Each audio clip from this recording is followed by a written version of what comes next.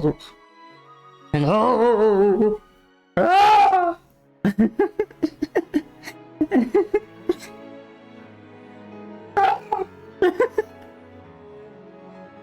don't know why I'm making silly noises. Hello, it's me, it's Luke. I'm back. I'm gonna do yet more PGR. I feel bad for anyone who does not really care about PGR because I feel like I'm gonna be a little bit PGR centric for a little bit because they've just put out a lot of story chapters recently and I want to go through them on stream. So I feel bad for anybody who's not tuning in for that. Sorry. But don't worry, I will absolutely play other games. And this is the final integrated patch for PGR. So there is never ever again going to be a time when they release this many story chapters at once. Honestly, probably nowhere near this many. There are like 4 story chapters coming out in this one patch. That's a lot. They're probably never ever going to do that again. Even on the Chinese server, they've only ever done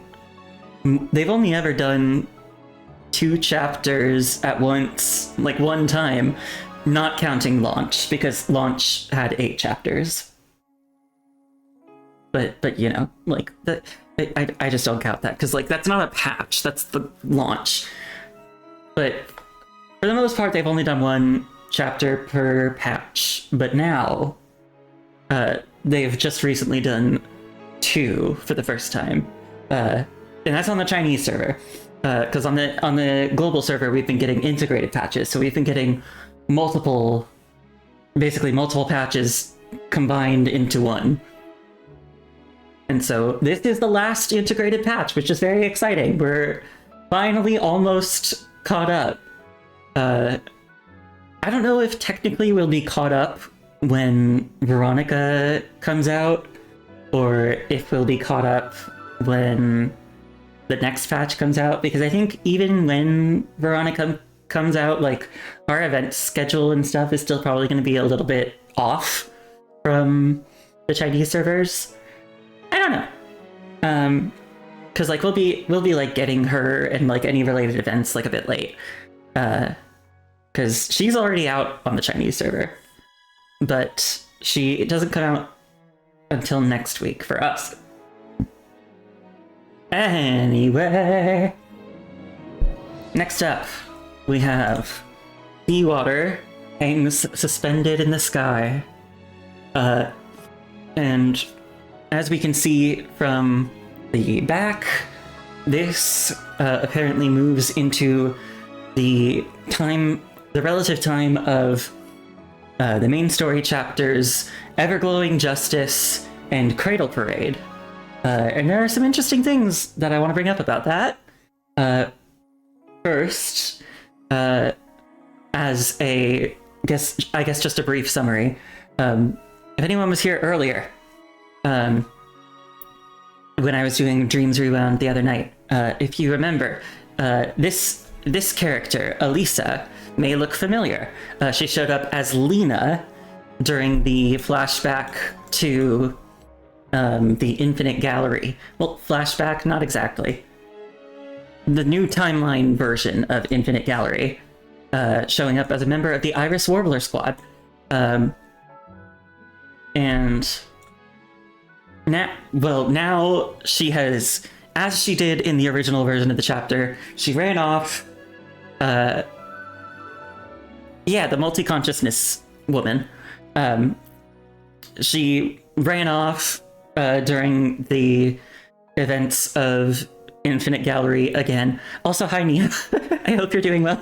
Sorry. Of her chapter, Everglowing Justice, involved basically us kind of meeting up with her again, learning more about her and like what's going on with her, and that she came from a place called Utopia.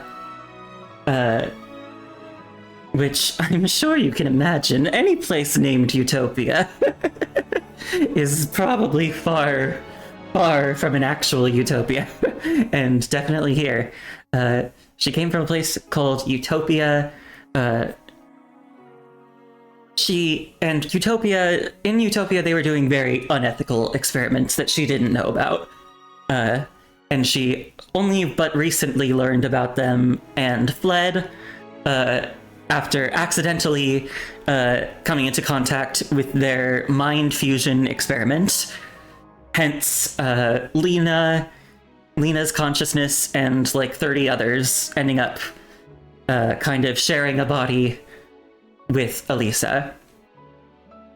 Did my stream crash? Did it? Oh no. I hope it didn't. I think my internet has maybe been a little off today. So, it's possible. I was offline for like a minute. Oh dear.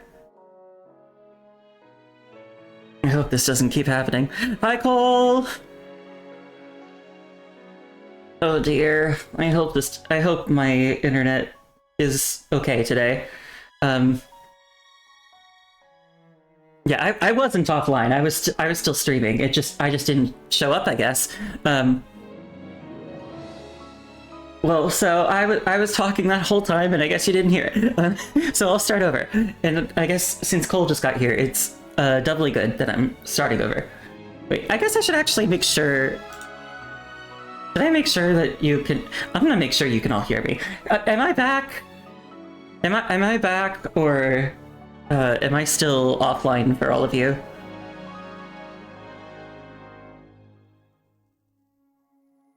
Oh, you hear me? Okay, good. Yeah. Well, I guess also it's kind of nice because since Cole is here, I can just kind of restart my explanation a little bit. So, as you all may remember, this chapter involves like going through re-timelined versions of old chapters to kind of presumably, catch us up in the timeline. Because I mentioned with the timeline reset, we kind of actually went back in time a few years. So I'm assuming they're doing this both so that they can avoid like repeating a lot of the same events for too long, and to kind of catch us up to the relative time that we were at before. So now, as you can see here, this next little section takes place around the time of the two chapters, Everglowing Justice and Cradle Parade. And I was just going to explain briefly what happened in each of those. Everglowing Justice involved this character, Elisa, who, if you saw earlier, my last stream, if you were there, she showed up briefly in the redone Infinite Gallery segment as Lena, and then she kind of ran off because she kind of went a little berserk for a bit.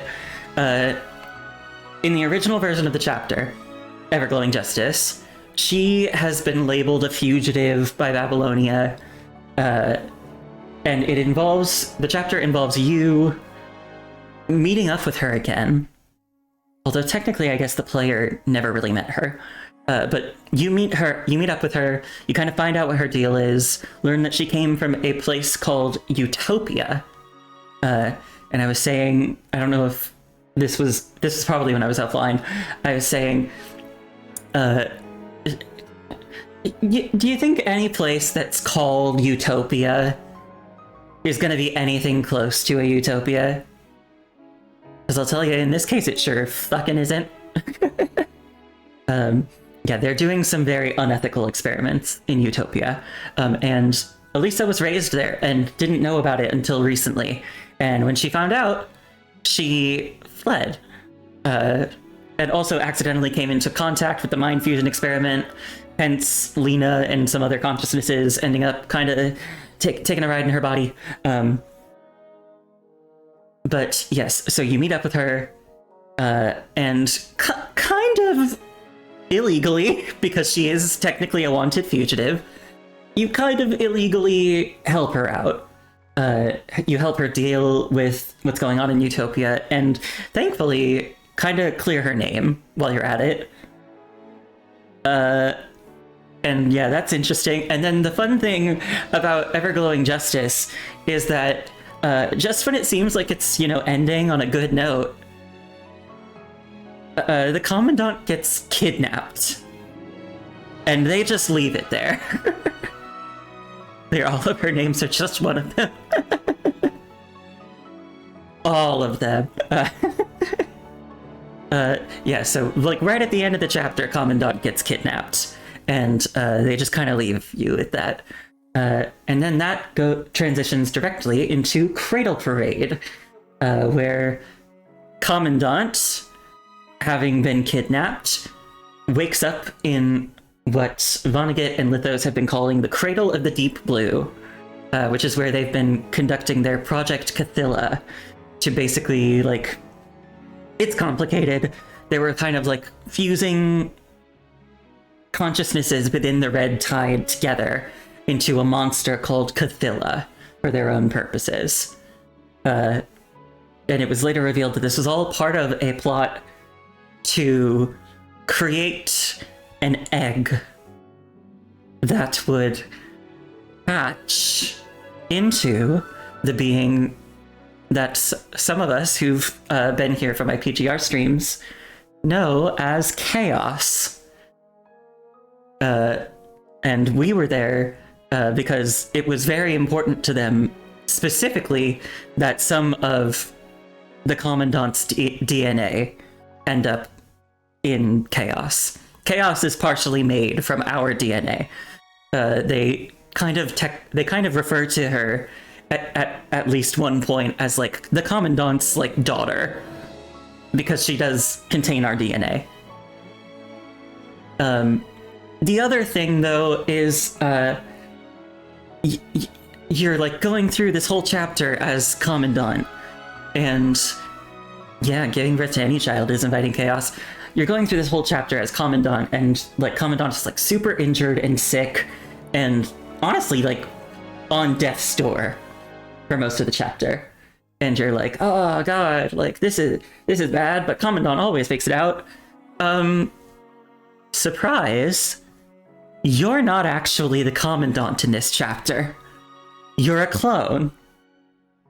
You're a clone of the Commandant, and they don't tell you that at the beginning. You don't find out until toward the end of the chapter. I guess this requires slightly more context, so I'm going to do a bit of a backspace. Commandant was captured, and this is established in the chapter pretty early on. Commandant was captured on April Fool's Day, April 1st. And at one point, when Commandant is like very, very close to death, Lamia, who's normally kind of an enemy, but they're working together here because they're both in deep shit and they're both trying to get out. Lamia is like, please hold on, like it, and says at one point, like, what day it is, and she says it's almost March 31st, and you're like, what? Because you were kidnapped on April 1st. So how could it be March 31st? You've only been missing from your, well, you've been unconscious for most of it, but because you couldn't have been gone for very long, you think. Like maybe a couple weeks at most. And you've only been, like, conscious since being kidnapped for, like, the better part of 2 days at this point. So you're like, that's not possible. It can't have been almost a year. Well, it can have been almost a year, because you're a clone, and they specifically only copied the Commandant's memories up to when the Commandant was kidnapped, before they made all these clones. So Commandant was actually kidnapped, but they were actually rescued a long, long time ago. And you are a clone in this chapter, and you realize as you're laying there dying, that no one is coming to save you. Because no one even knows about you. And you realize that's it. That's it for you. And then you die. You actually do die and become part of the Red Tide. But of course, because this is just a clone of the Commandant, the real Commandant is fine. And it's actually kind of sad because Lamia ends up making it out of the situation on her own. And then very quickly coming across the real Commandant. And it's kind of sad for her because, like, she kind of feels like she ended up bonding a little bit with the Commandant during this dire situation with them, you know? But the real Commandant doesn't have any memory of that because it wasn't really them. And so it's sad. Hi, Ash Frost. I'm explaining some sad things that happened in the past of PGR. As another bit of a fun fact, Cradle Parade, the chapter Cradle Parade, was the very first thing I ever streamed on my channel. And hoo boy, did I not know that it was going to be easily the most horrifying chapter to date at its time of release. God, it was horrifying, it was emotionally fraught. I really picked a doozy for my first stream. It was crazy. But yeah, Cradle Parade was the first thing I ever streamed. Yay! So yeah, those are the original events of Everglowing Justice and Cradle Parade. But let's see what happens in the new timeline. Seawater hangs suspended in the sky. The lost hero, the human, the Grey Raven Commandant, is reliving everything that happened in the deep sea within this narrow dreamscape.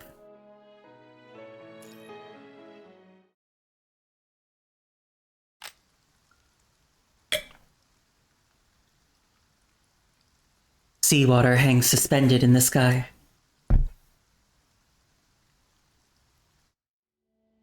April 1st. April Fool's Day. Fate decided to crack a cruel joke, depriving the hero of all light. Chaotic mind, only the roar of a crash-landing transport remains. The strange smell of leaking machine oil fills human nostrils. Who am I? The pitch-black void echoes like a reverberating wall, with the human voice resonating unchanged through the emptiness. Where are we? In memory, the transport was attacked and crashed, but this place, where is it? Oh no, did it happen again? Did it happen again? Oh god.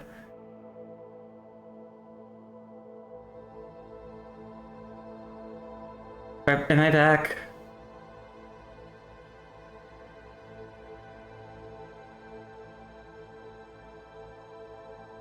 Okay. There's unfortunately nothing on my end indicating that I'm getting lost. When did I cut out exactly? Because I'll just do a quick, like, I'll look here.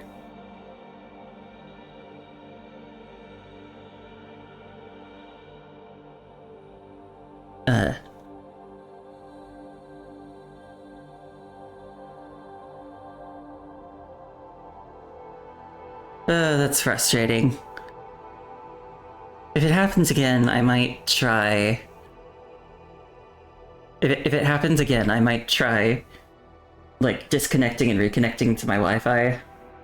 Because it happened the second I started? God damn it. That fucking sucks. Okay, I'll just start... I'll start from the top. Seawater hangs suspended in the sky. April 1st, April Fool's Day. Fate decided to crack a cruel joke, depriving the hero of all light. Who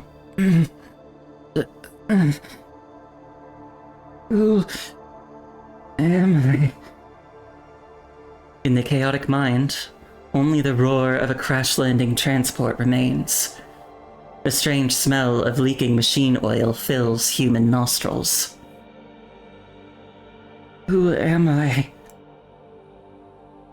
The pitch-black void echoes like a reverberating wall, with the human voice resonating unchanged through the emptiness. Where are we? In memory, the transport was attacked and crashed. But this place... where is this? Where am I? Your own voice sounds as if it's coming from beneath water, muffled and hopeless. As the voice spreads through this dark void, ripples dance across the water's surface, and strange visions begin to emerge before you. Then... let it be here. The pink-haired merciful one guides Grey Raven's gaze, settling upon the sea. Wake up when it's time to wake up when it's time to wake up. Sleep when it's time to sleep. Of course, I'll make sure you're born safely. This shouldn't be crossing the line.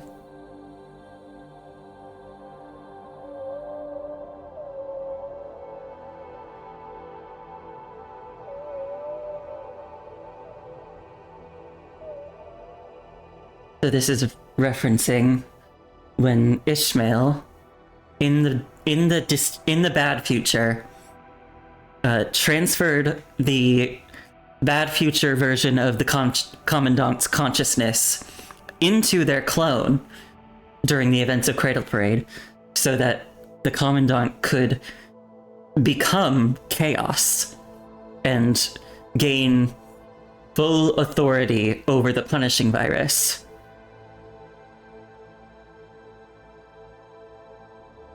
If any of you were around when I did the chapter Wither to Shine, those were the events where the Commandant became Chaos and eventually lost their mind trying to do the timeline reset, and Ishmael had to kill them, which was very sad to watch happen.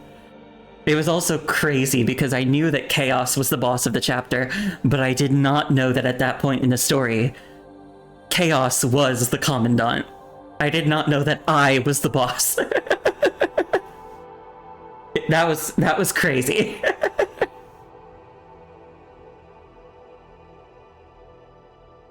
Accompanied by a mournful, lingering cry like a whale song, everything before your eyes gradually comes into focus. The bottom of the sea. This is the bottom of the sea. I am... Grey Raven Commandant. I am the Grey Raven Commandant. Your gaze moves from top to bottom, observing from a higher form this enormous whale-shaped coffin and the lives struggling within its embrace. I must get them out of here. Impossible. Echoes from a distant future reverberate through your mind.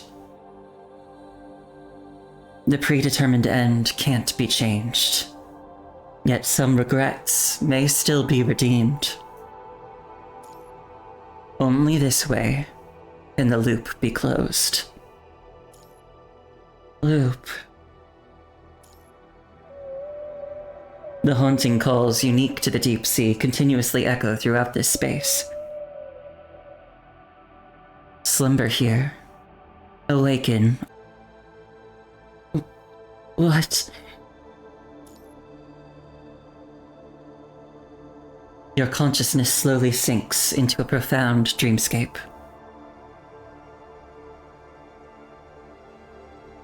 Oh dear.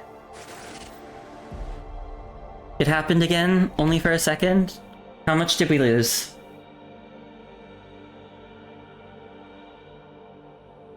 How much did we lose?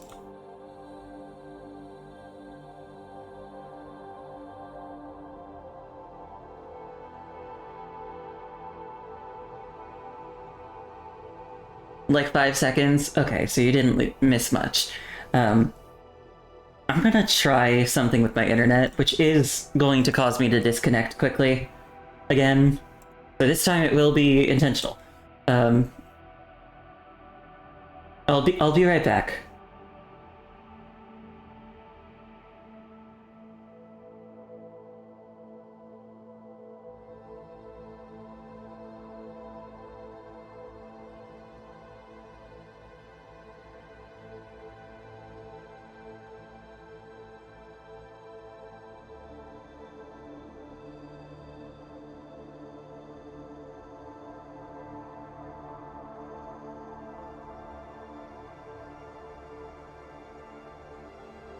Okay, I don't know if that will help at all.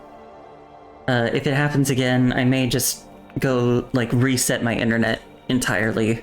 It might need the good old turn it off and on again. Which will take a little longer than just a minute, but it will be worth it if I don't keep dropping. Anyway. Let's continue. And let me know if I break off again.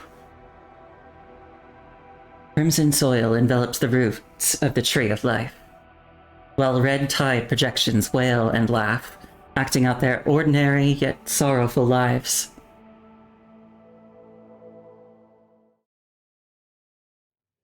The Agent of Darkness gazes coldly at the screen, examining the objects hanging from the treetops behind it, absorbing the red tide like blood bags.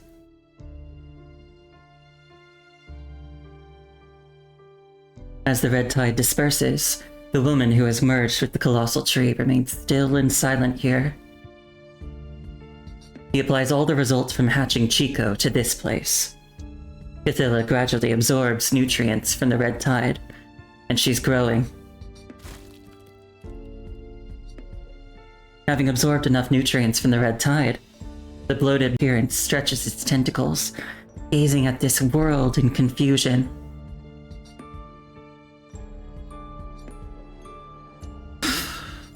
Another defect.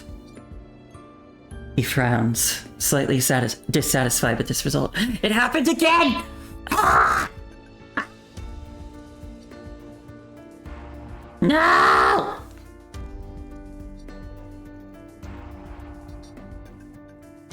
Oh, jeez.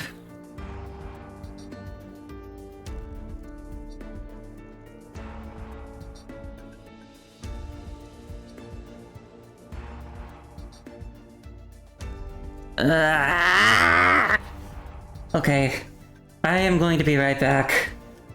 I am just going to do a full internet reset.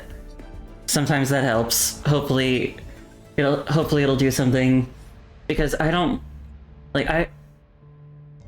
I'll keep streaming if it doesn't help, but like if I can reset my internet and keep it from doing this, it'll be worth it.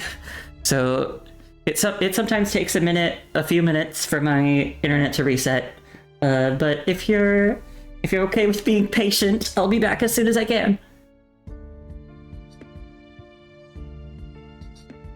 I don't think we even have Spectrum anymore. But yeah, I'll be back as soon as I can. Hello. Hello. I have reset my internet. Let me know if you can see and hear me again. Hopefully that will solve the problem. If not...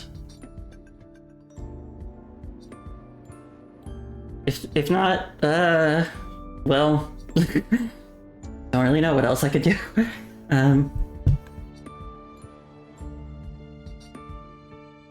Yeah, I'm back. Okay, let's continue on.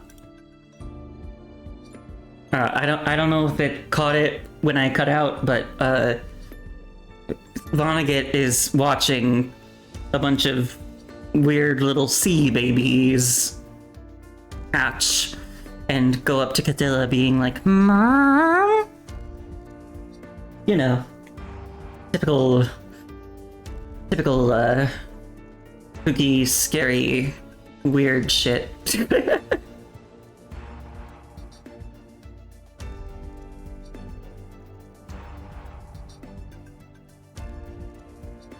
Well, I might need to restart my Twitch chat thingy so I can still see what people are saying, because it doesn't look like it's showing up. Or like it's not updating. But that's fine. Until then, I will simply look at it on my phone while it restarts. Anyway. He frowns, slightly dissatisfied with this result. These sea fairies are all samples copied from Lithos's deceased consciousness.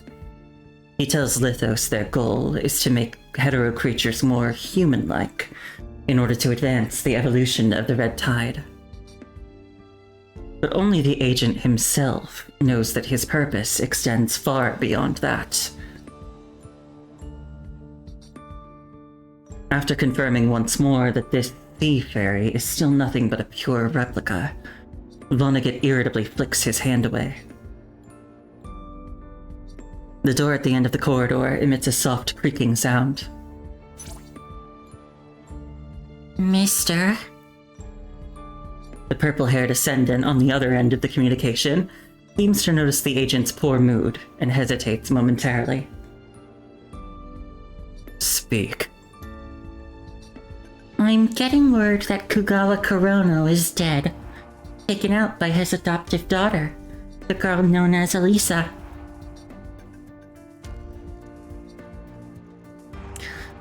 Vonnegut's eyes narrow as the name clicks. So, what's the deal with Utopia? Utopia's mind fusion experiment is a bust. And that's old news. About 10 days old now. Babylonia's hunting down Utopia's last ships everywhere. They're probably seizing all the data and info as we speak. It's okay. Utopia was just a fallback anyway. What about Armor? Utopia's only successful test subject. Also snagged by Elisa. Okay. He's keen on the Armor, but this girl, Elisa, has already grabbed Babylonia's attention. Trying to get it back now would just stir up a hornet's nest. He can't stand a fuss. Alright then, sir. I'm out of here. Is the Grey Raven Commandant settled in? That one? Dumped in that facility with the renegade constructs and Red Tide fanatics. Commandant still hasn't come to. Probably from a head injury in the transport crash. Yes. Keep a tight leash on Commandant. Fill me in immediately on anything that happens. I'll let them know, sir. Lithos waits a beat, and after making sure Vonnegut has nothing else, quietly cuts the connection. Cthulhu. The dark agent lets out a soft sigh. He can't care less about anything else now. Not Utopia, not the late Kugawa Kurono, not even the mind fusion project that went belly up.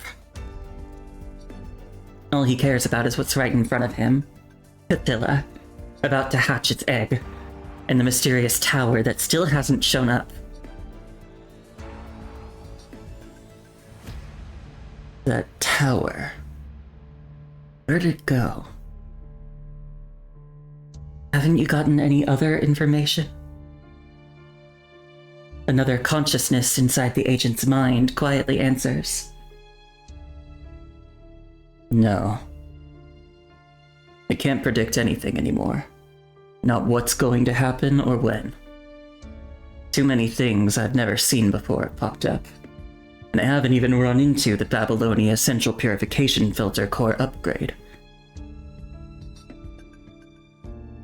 The tech for the Babylonia Central Purification Filter Core upgrade. Part of it feels familiar. I can't say for sure if it really comes from the future where I existed. Why is this man's name Trout? It's his last name. Honestly, his first name is... I feel like his full name is even sillier. His full name is Professor Kilgore Trout. And yeah, this guy's name is Nemo.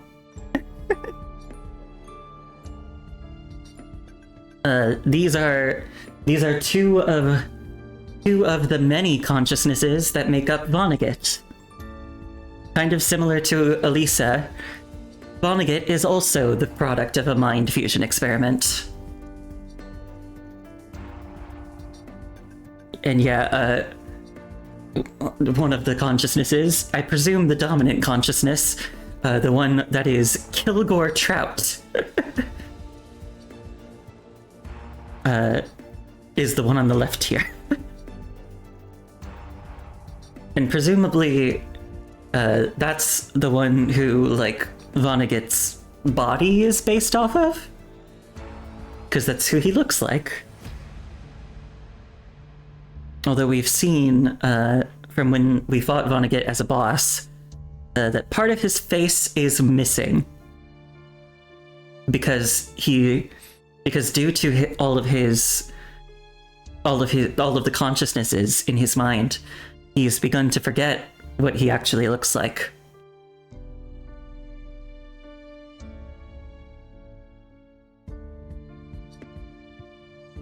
Sorry, I've never been very good at this. Oh, also, Nemo is from another timeline. You might be saying, God, another timeline? Yes. But this is a timeline that we've never experienced ourselves. It's another timeline with another permutation of the punishing virus that was, believe it or not, even worse. One of the biggest things that got me when I was going through the chapter Shaper's Ripples, and we learned about Vonnegut's origins, was learning that the version of the punishing virus we had been facing the entire time was actually the nerfed version. It was supposed to be a lot worse. But because of certain actions taken by a certain individual who managed to cross into our timeline, the version of the punishing virus in our timeline had its initial development stunted. In this other timeline, it was known as the chaos contamination. And the chaos contamination was essentially... Well, so in our timeline, the punishing virus is known for corrupting machines and killing humans. So, like, humans don't really get corrupted by the virus. Machines do. The chaos contamination, or we could say the punishing virus in its complete form, the chaos contamination corrupted all minds, and it did not, like the punishing virus, spread like a virus. It spread mimetically. In other words, it spread through information. So potentially the contamination could spread to individuals who didn't even have contact with anyone who was infected with it. if they came into contact with concepts that had come into contact with people who were infected, or like words, phrases, ideas.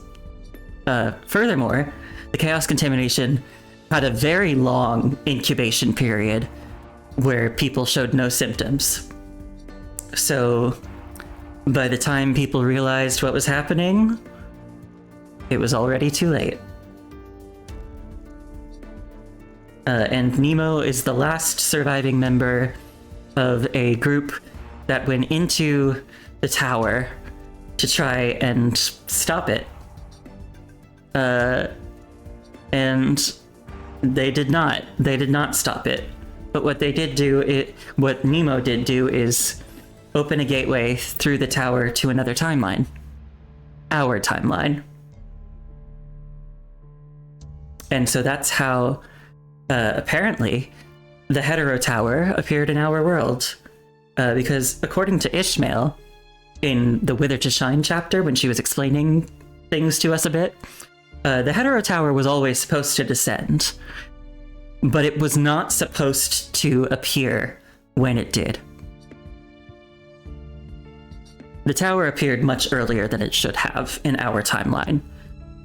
Because it wasn't our tower, it was the tower from a different timeline. We've learned from Ishmael, who is a higher dimensional being, subordinate to the creators of the punishing virus, that this is something they do across multiple dimensions. Can our tower still show up? It will. We have been told in no uncertain terms that it will. Yes. We don't know when, but it will. But I believe Ishmael has said it's supposed to show up at a certain level of like progress. But so basically, like this is something they're called, sometimes they're referred to as the Watchers, or sometimes simply them. They, the creators of the punishing virus, are higher dimensional beings, and they do this across all kinds of dimensions. They release the punishing virus into a civilization, into a world, and see if the civilization that it's been introduced to can overcome it. And if they do, they get to join up with the Watchers. And if they don't, their civilization is broken down and recycled. And to be honest, I don't entirely know what that means, because that's getting into a little bit too conceptual territory for me.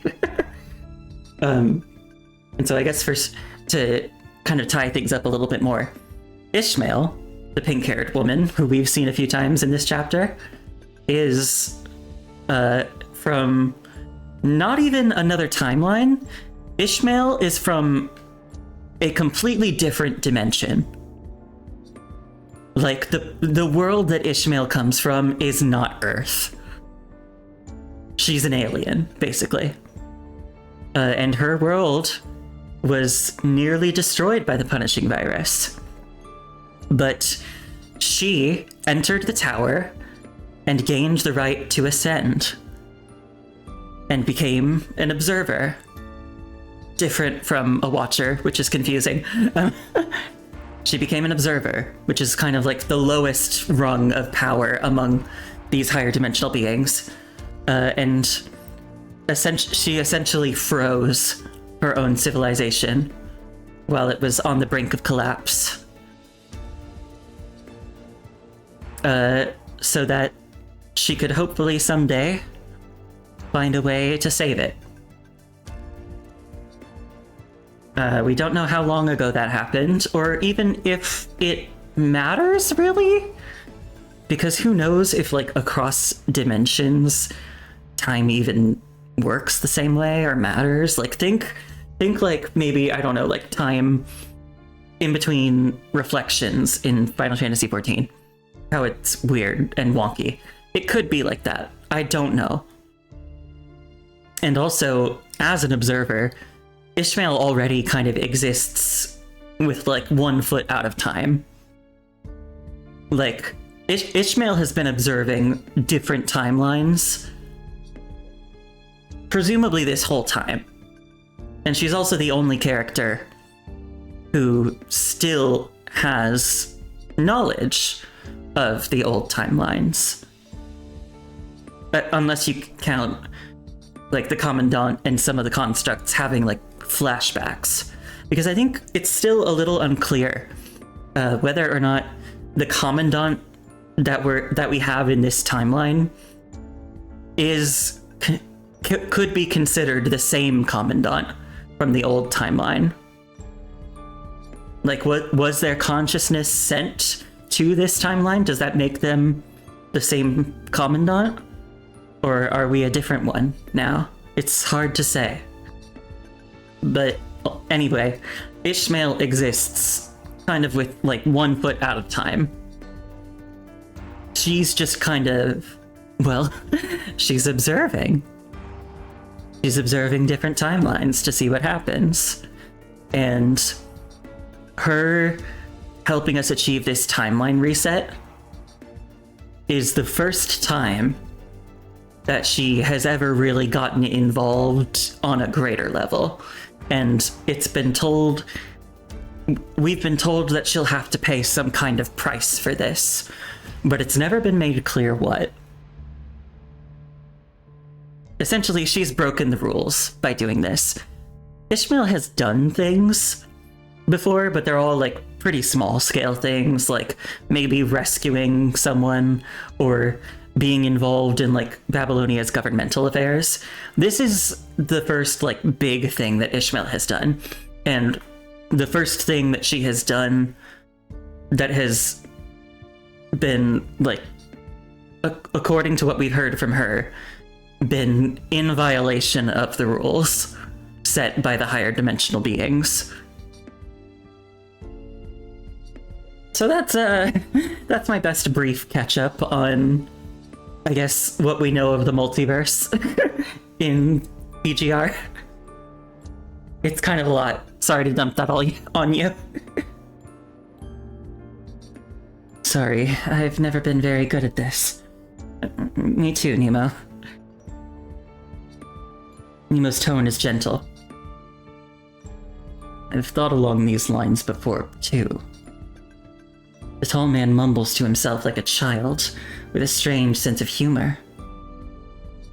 I once wondered if someone in the future did something to cause all these changes. But the tower never got close, so I couldn't prove that theory. And besides, who else could pull all this off? Could it be Dominic from the fog? It's not out of the question, but as you said, everything hinges on the tower. The fog, for those who don't know, is a space within the tower that is also this kind of like weird outside of time place. This kind of limbo that you can get trapped in within the tower. And Dominic is like a legendary, kind of like heroic scientific figure who apparently, from what we've learned, has origins from Nemo's timeline. And that's why they were such a like scientific genius, is they had knowledge from another timeline that was more advanced.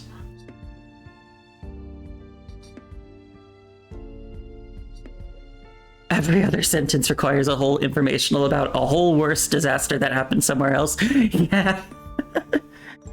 That's the thing. We're 36 chapters into this story. A lot has happened. And that's just the main story.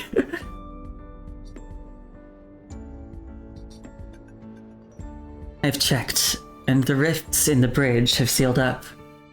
As long as the tower stops growing, we have no way to verify any of this. The bridge across dreams, a secret tunnel extending from the Hetero Tower, carved out by the Vanguard team members from Dominic's timeline.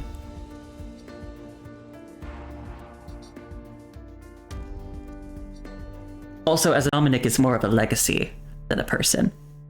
At least in our timeline.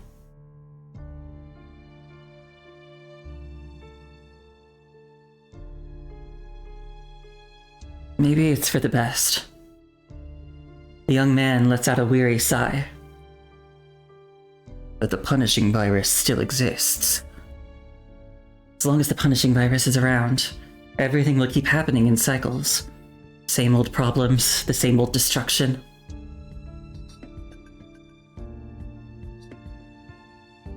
The agent falls silent for a moment, mulling over a solution. Ever since he noticed the tower stopped growing, he has lost his way of sending messages through the Hetero Tower. Because the tower never came closer as promised, he missed out on too much information. With only his notes in terminal from countless dashes through time, his understanding of the future stretches no further than the present moment. Vonnegut's cheat code expired. His prophetic foresight ends right now. The agent shows a rare moment of hesitation, but quickly squashes it. In its place comes a more determined gaze and an even more focused analysis. I guess for some additional context, this is also why Vonnegut had been established as like someone who's a very meticulous planner, and his plans, despite our small victories, never really went awry until now. Because in the old timeline, he was relying on foreknowledge and tweaking things so that whenever something went wrong, he could just redo it. But he doesn't have the ability to do that anymore without the tower.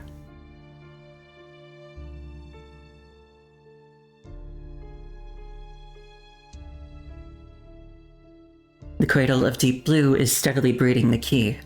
But if the tower is gone, how can the key even be used?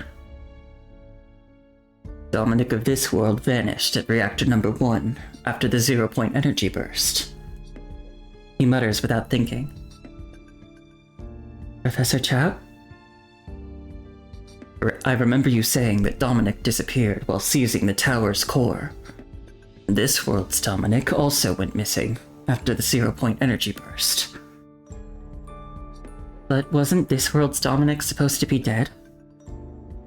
No, not necessarily.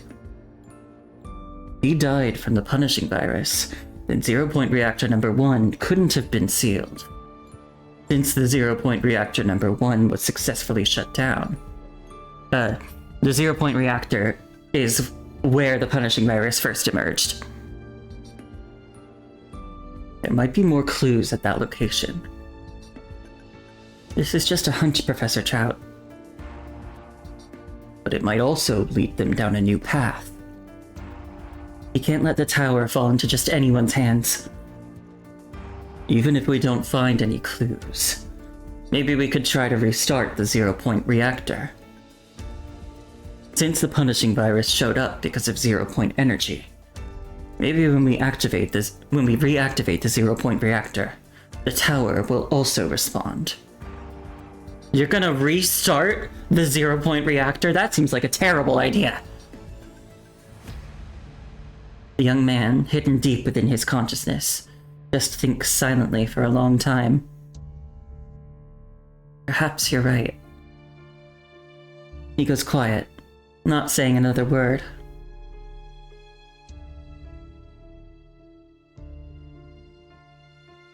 The agent stares blankly at the old-style terminal screen in front of him. Even though his mind still has a lot of static, he's clear-headed enough now. Red tide, punishing virus, chaos contamination, the fog, the tower. None of this is over yet. He always finishes what he starts.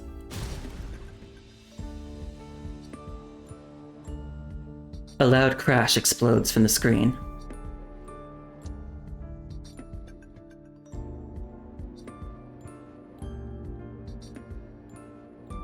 Lithos. His voice is neither loud nor soft, but the purple-haired descendant still isn't responding to the communication, even after all this time.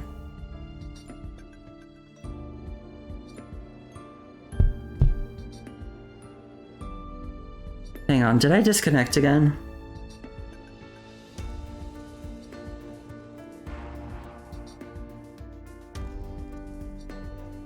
Did I?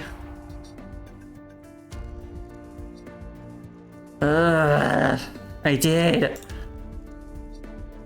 Maybe it was too brief for, like, Twitch to cut out, but I did. Okay, I'll keep going.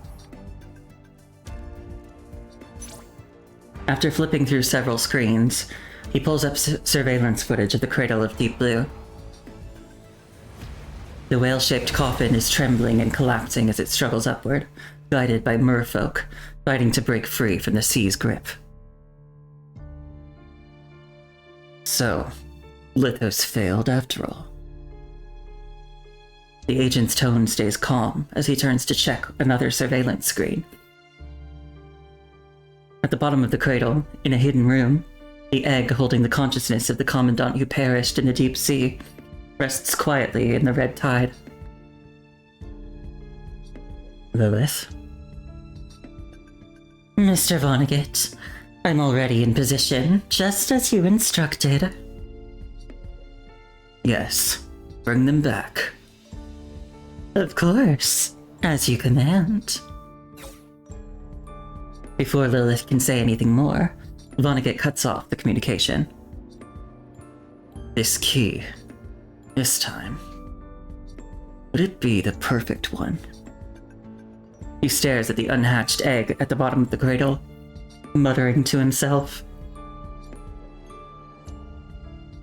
Also, in another, in the chapter Wither to Shine, we did glimpse another timeline where all of Vonnegut's plans succeeded. So we, the player, not necessarily the Commandant, but we, the player, know that Vonnegut's plan is doomed to fail. It won't work. A vague, unceasing noise fills the dark space. The lost hero, the human, Luke the Grey Raven Commandant, is reliving everything that happened in the deep sea within this narrow dreamscape. How many times have these events been relived? The deep sea's dim light, the suffocating wails, the parting last words. It's like a lone traveler who knows an abyss lies ahead, but stubbornly presses forward, never looking back, charging resolutely toward the next death. The loop. The reluctant reversing gears, like the most precise instrument, seal the final fissure. Wait. Hold on. The predetermined end can't be changed. Yet some regrets may still be redeemed, right? All I need is a little more time. The dreamscape suddenly solidifies at a certain point, a dull pain slowly wailing through the brain. The people imprisoned at the bottom of the cauldron pry open all the shelves storing copied consciousnesses. I can't make it back. Bring a message to Valeria for me. Tell her to delete all my embarrassing videos. No, actually, just say hello to her and wand shit for me. I've seen enough of your face. Don't bother looking for me. That's what I'll say. You can tell them yourself. Wait. The brain churns like mud, the tongue freezes, and sorrow burns a path down the throat as it slowly lets slip an unshakable hint. Or maybe we should leave something behind. Something like a keepsake. Something we could look back on together when we have some downtime after we're out of here. That might be nice. Of course. The group doesn't bat an eye before making their call. The gears slam shut with a thunderous finality. Drifting in a dreamscape drenched in tears and sorrow, time spins through countless cycles of reincarnation.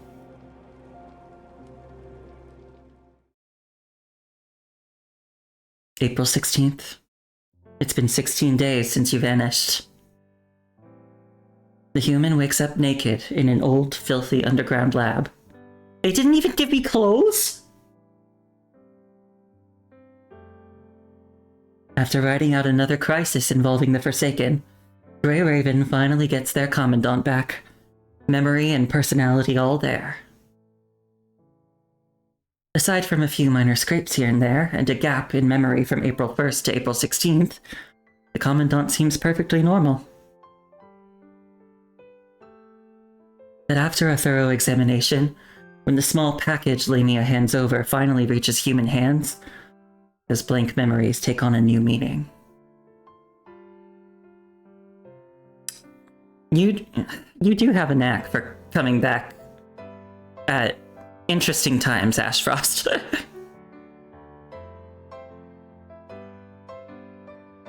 Shorthalt's name tag is wrapped in a rough strip of fabric that, judging by the material, most likely came from the Grey Raven Commandant's missing coat.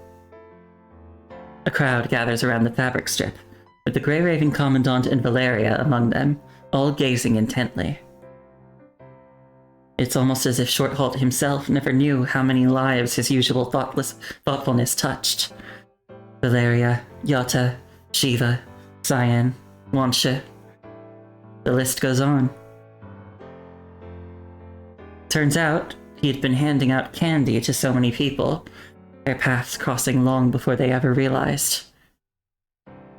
They mean candy, literally. But, well, literally and metaphorically. He gives people candy, but he's also a nice person, so handing out candy as in being kind to people.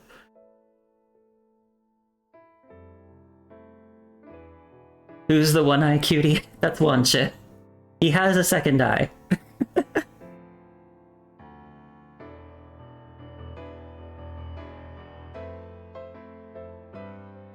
The fabric strip itself has several lines of text, a bit blurry from being soaked in seawater. The first few lines are short and sweet, not like a last will and testament, but more like a quick note on the dining table before heading out. Medicbot maintenance is done next week. Don't forget to pick it up. Damn, next week is probably ancient history by now. I almost forgot. That video of me drunkenly hugging the Medicbot is probably viral, isn't it? Well, that being the case, there's not much else to say. The scarabs are a pain in the neck, but working with that hot-headed lunatic somehow makes sense. Two wrongs make a right, eh? Keep up with your prey maintenance, don't slack on mission reports, and before missions, try to keep Shiva from running her mouth. Remember to pick a new captain. These what's for breakfast style reminders quickly trail off, perhaps as the writer's feelings get more complicated. The tone subtly shifts in what comes next. My limbs are gone. I'm not sure if they're using them as bait, but don't fall for any traps. Speaking of which, my body has been copied so many times. Even though the one calling the shots right now is truly me, I can't shake the feeling that somewhere far off, another me is still on this difficult journey, making their own choices. If you ever run into another me, got my blessing to call the shots on whether they stay or go, live or die. If I've messed up or done something out of line, don't even think twice. Putting a bullet in me is the best way to handle it. Valeria, I'm sick of the sight of you. Don't be in a hurry to track me down. Valeria doesn't say a word. She tosses the cloth strip onto the table and walks away.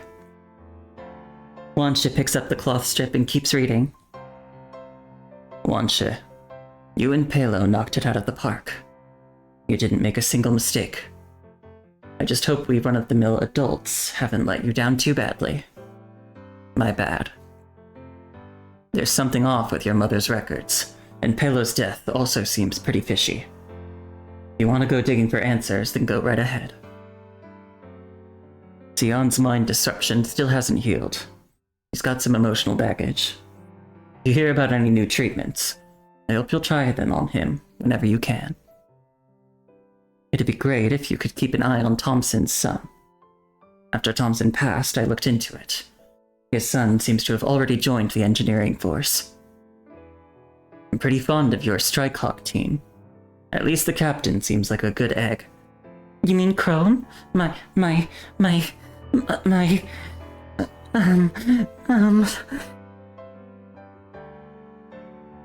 And that dark, quiet one is pretty cool too.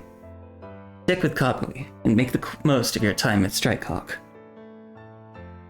The Grey Raven Commandant is also top-notch. This one here, right here beside me now, even dishing out tips on my writing style from time to time. If you get the chance down the road, they're definitely worth getting to know better. There are just too many old friends worth saying goodbye to, and I can't get to each one individually. So I've only brought up the few who really need the most looking after. Finally, crossed out. Also crossed out. A bunch of lines are just haphazardly scribbled out with messy black marks. I'll stop there so I don't ramble on like an old mother hen. And who knows?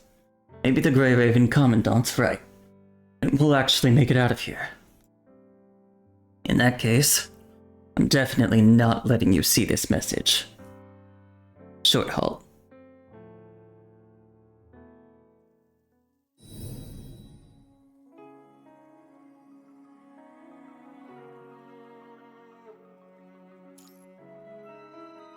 Okay, so these pictures, this next section will deal with things that happened in the chapter Eon Reforged and the chapter Polaris Bond.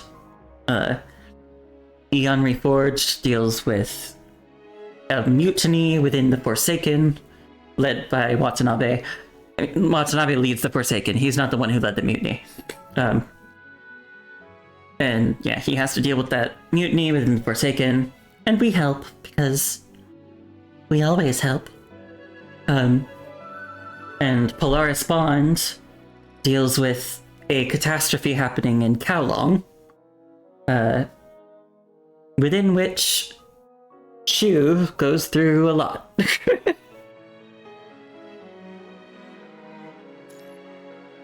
Raging Tide. Everything unfolds before the eyes like a scene on repeat. Words materialize before your eyes, then slowly fade, leaving only whispers echoing in the mind. You started playing PGR today, Cole? Oh, that's awesome! I hope you end up enjoying it. I'll say, the early chapters can be a little slow.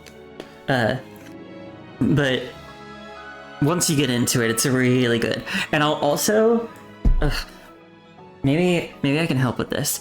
I'm also gonna tell you, in my recommendation, if you're like me and you're a story player, cause I always love...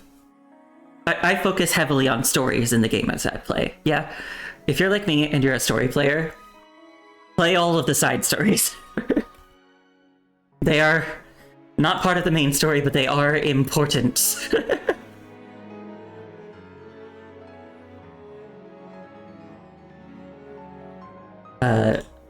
Maybe I can even give you a resource that will help you.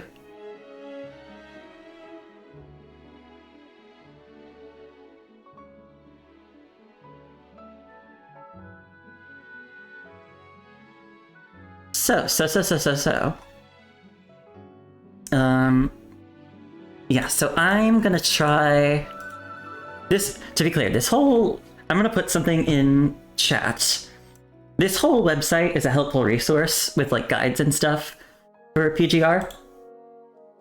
The page that I'm gonna link to you is a list of all of the patches. Am I corrupting you? No.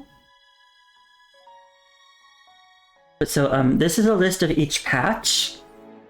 And basically, a good way to look at the reason why I'm sending you this is a good way to know which order to do chapters in.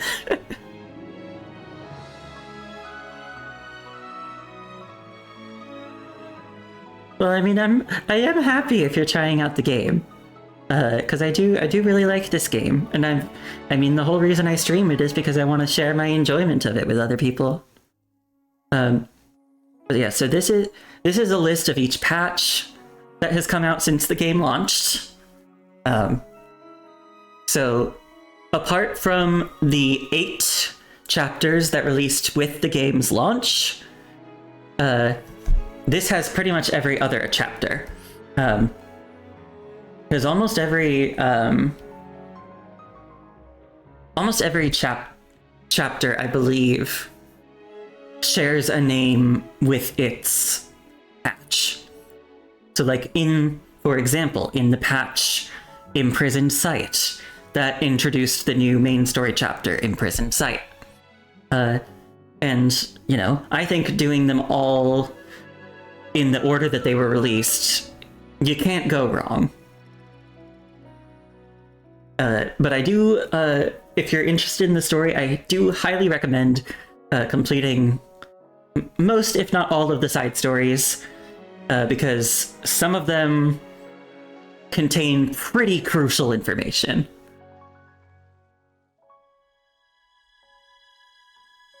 And if you just charge ahead without doing some of the side stories, you might end up confused.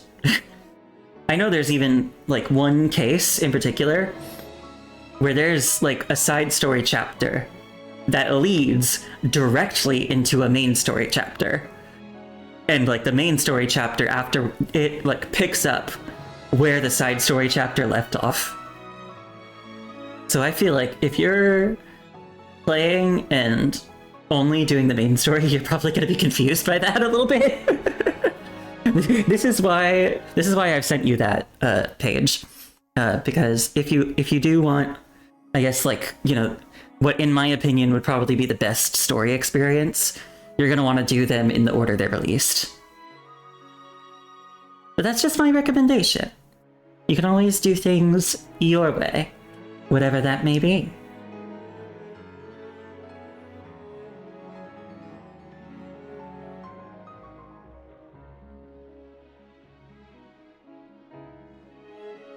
Yeah, I hope you enjoy it. You'll have to tell me at some point which constructs you get.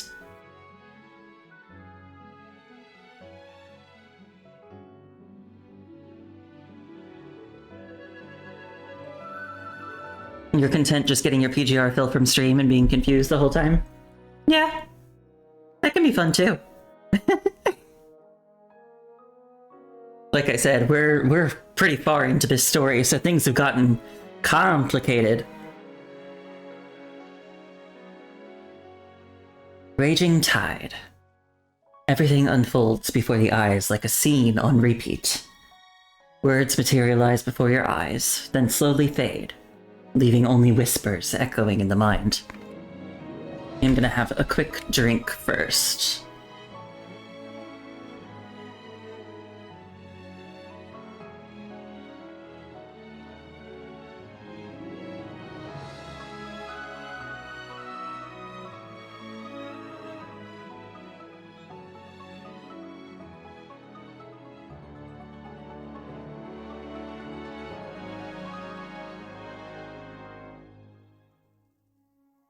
You're sticking with one, still wondering if you should bite the bullet and get Genshin.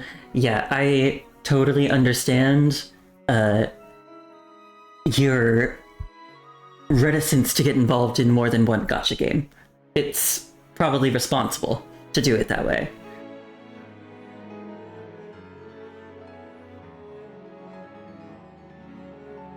You lost interest in Star Rail? Yeah, I did too. It sucks, but, you know. I'm curious. I'm curious why you lost interest, because I wonder if it's for similar reasons to why I lost interest. I believe I've ranted about it on here before a little bit. Listen, I'm still bitter. I'm still bitter. I'm sorry.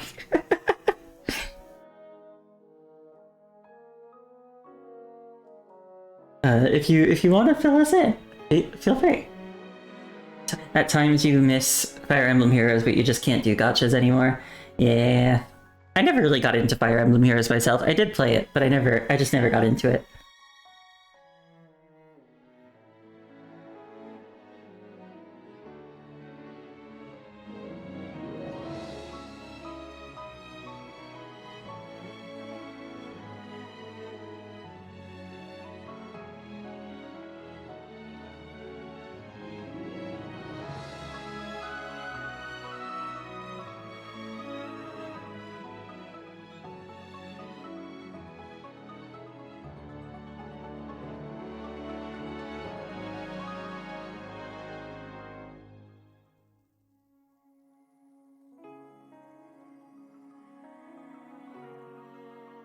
Huh?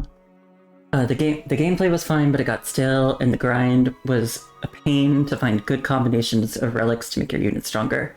And some bosses felt like damage sponges, even on break status. Yep, similar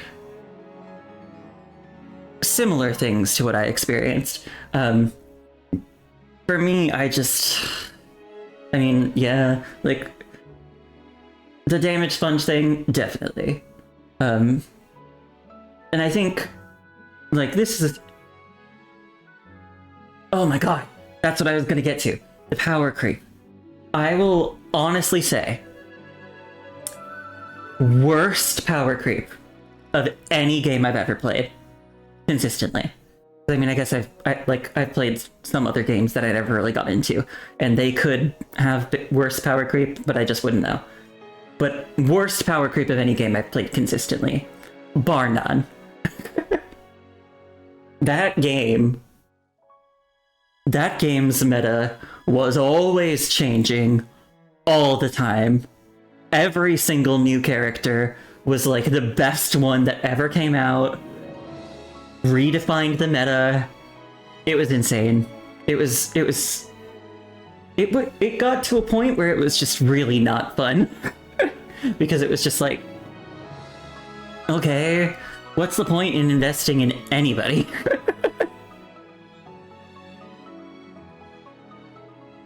And they really, I think, as time went on, really upped the like character shilling. As in, like, designing endgame content very specifically so that if you don't have a particular character, it's very frustrating. Yeah, it just felt so greedy. And there was also the other thing that really got to me was I felt like they were just being very, very lazy after a while. Very, very lazy. You wanted to get Kafka because she was cool, and then you think she got outclassed by the other 5-star characters, and you were like, damn. Yep. I heard she got like an upgrade recently, but I don't know how much that improved her, because that was long after I stopped playing. I stopped playing before the Amphorius arc started. And the other thing that I could rant about is I felt like they were just getting really lazy with a number of things. I thought the storytelling had gotten kind of lazy. Like, I didn't mind the writing, but the presentation was so bland. so like, had you noticed that so many of the cutscenes in that game are just static camera angles of characters standing in place and talking to each other? There's a lot of cutscenes like that, and it gets boring fast. And I'm someone who I think can put up with a lot of boredom in a story and like a lot of slow pacing, but I was hitting my limit. And then there was also just like other stuff. Like I had heard that at one point the character Aventurine, who I think had been maybe still is meta for like a really, really long time, had like a pretty significant glitch going on, and they just didn't fix it for like 6 months. They just let it be. And I believe they made it clear that they had heard about it, and they were like, yeah, we're working on a solution, and they just left it for 6 weeks. And I was like, really? Like, you couldn't figure something out in that time? I mean, I know coding is hard, but it just really seems like they should have prioritized that to me. And they've done other things like that since, or so I've heard. Yeah, it really bothered me. And it doesn't help that I feel like a broken record because I feel like I'm always saying this. I'm sorry. It doesn't help that I started playing Wuthering Waves as well. And I just feel like I really like Wuthering Waves, and I feel like they put a lot of effort into it. And it has really just made Star Rail and, to a lesser extent, Genshin feel kind of lazy to me in places. Maybe I'm just being spoiled. Anyway, sorry for that massive rant.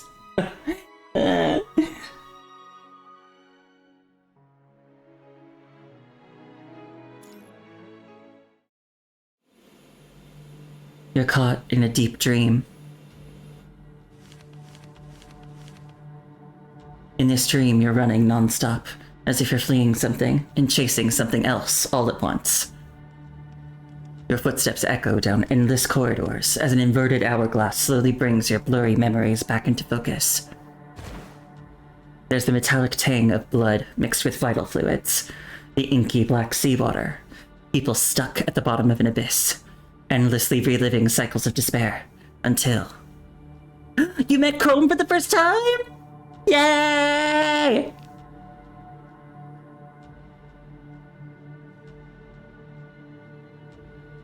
Yeah, it is good to have passions. And yeah, his art does look different, Cole, because Chrome was not available on launch, so when he eventually became playable, they gave him, updated art to reflect his playable model.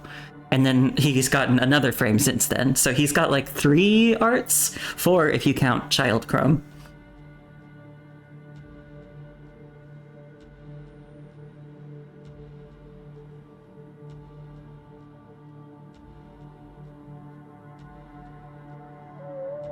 That one whale song. Also, yeah, I agree with you, Neo.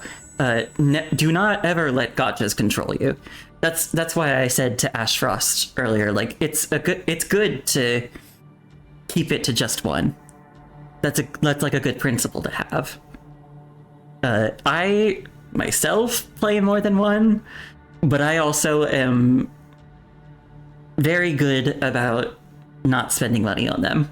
And part of that is because when I get into them, tend to be very consistent with like keeping up with dailies and stuff, and I also don't usually roll for every new character. So usually when I do want something, I have it such that I have enough of whatever gotcha currency to get what I want reliably. Yes, self-control. Your wallet will thank you. That is always, always, always the first priority when you are playing any sort of gacha game. It is be responsible. Be responsible with your money. Because those games make it very, very, very easy to accidentally spend too much money. Don't do it. Oh, yeah, I do not drink at all. No. I've never been drunk.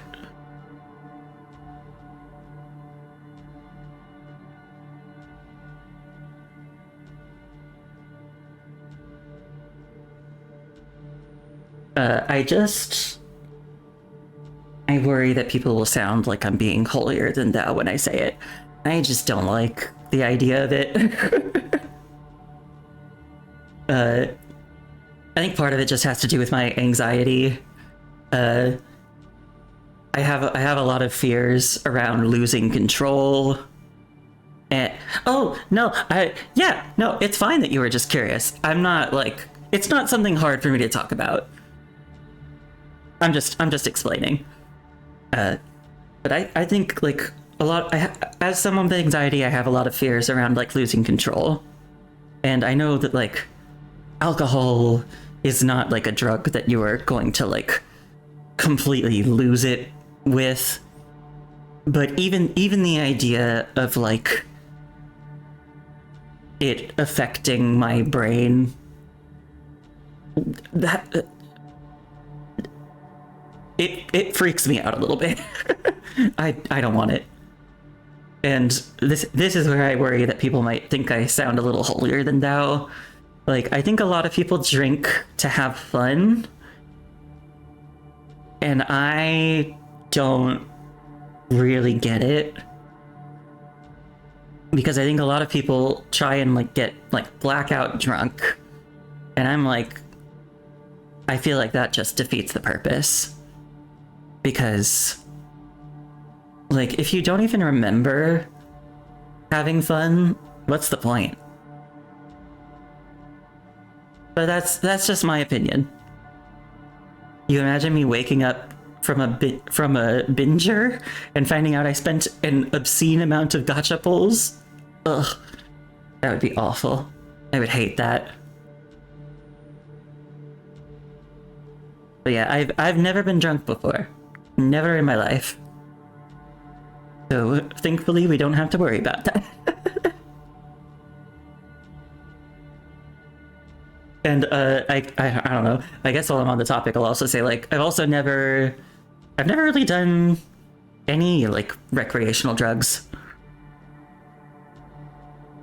I've only taken like, you know, over-the-counter stuff for like if I'm sick, and I do take like anxiety medication and stuff, but again, that's like prescribed.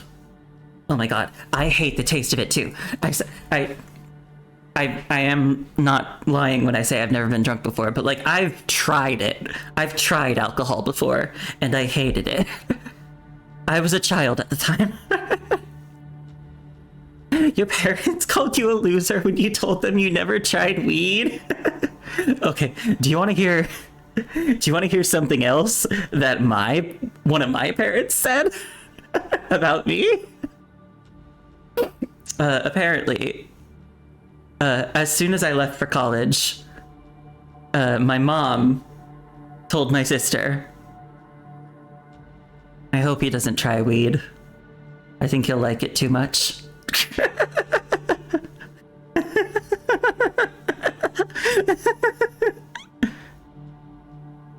Well, good for her, I never did. Yeah, my mom said that. Well, yeah, with the anxiety, I can see, yeah. And I mean, I know they make like that, isn't it like CBD oil, where it's like, it is the like marijuana plant, but without like the hallucinogenic stuff, I don't really understand it. Um, and like, don't they prescribe that for anxiety to some people? They were like, "What do you mean you never tried it? Even we tried it a little in college."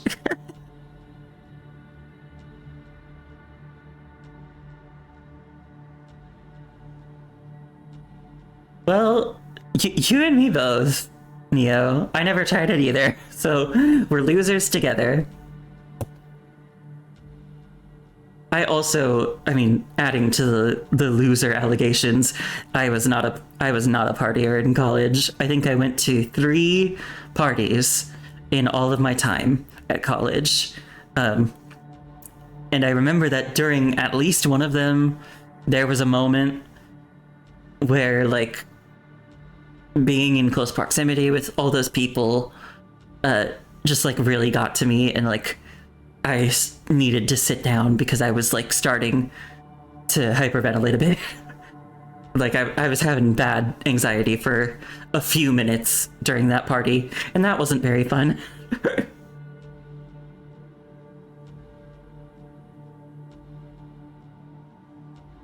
You joined the Never Done Weed Losers Club, Ash Frost? Yeah.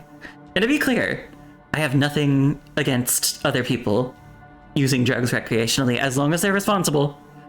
As long as they're not hurting themselves, you know? Or others. It's just definitely not for me. You went to your first bar with your sister and friend this past winter, and your thought was, you see why people enjoy it, you hate it. Hey, all of us. All 4 of us. Nice. Yeah. I've never seen the appeal. And I think, like, maybe from another angle, some people like to get, like, blackout drunk because they just don't want to think for a bit. And part of me, like, understands that a little, but I feel like when I get that urge, I just take a nap. Because then I don't have to think while I'm sleeping. You tried alcohol twice. You tried champagne when you turned 18 for your birthday. And second time was when you went to your aunt's wedding vow renewal. Your mom snuck you a small glass. Yeah, I think I've also tried alcohol twice. And they were actually both when I was quite young. I know one of them was when I was like a little baby. Because, like, I don't know, it's like that thing where, like, you see your parents drinking beer and you're like, I want to try because I am baby and I don't understand what alcohol is. And your parents are like, okay, you can have 1 sip just to, like, appease the little baby. And, you know, usually the little baby drinks it and is like, I don't want any more. And that's what happened to me. And then I also tried it when I still went to church as a child, when I was, like, old enough, because, you know, they have you drink wine at church. I tried it. I remembered that I had tried it as a little baby and I didn't like it. And I was like, maybe I'll like it this time. I didn't.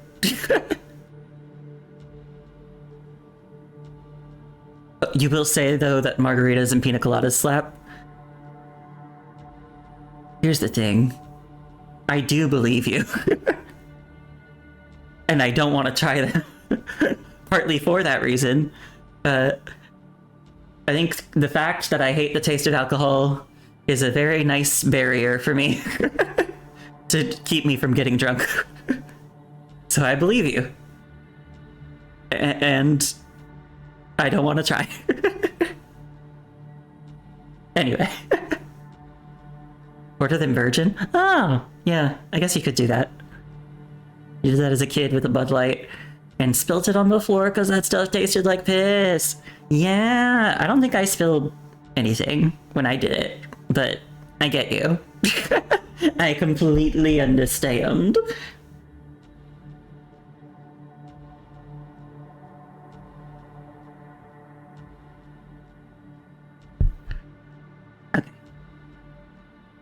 The blank memory suddenly burst with the colors of the ocean depths. You faintly catch the sound of a woman's soft sigh. Cold sweat has unexpectedly drenched your forehead as the thunderous roar of the transport aircraft pulls you awake from your deep sleep. The strange, fantastical memories are like bubbles decorating the night sky. Once you're awake, they just gradually disappear.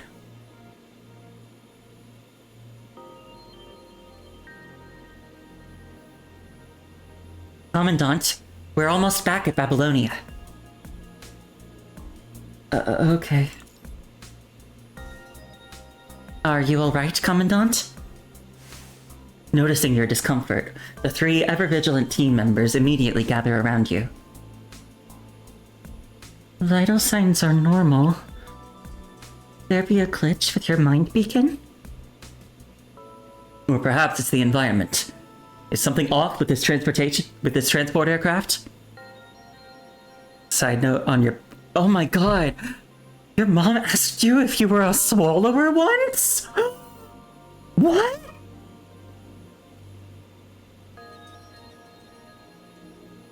What? Oh my god!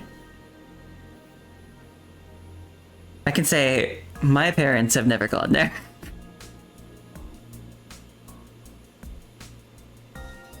And if they did, I wouldn't have an answer for them.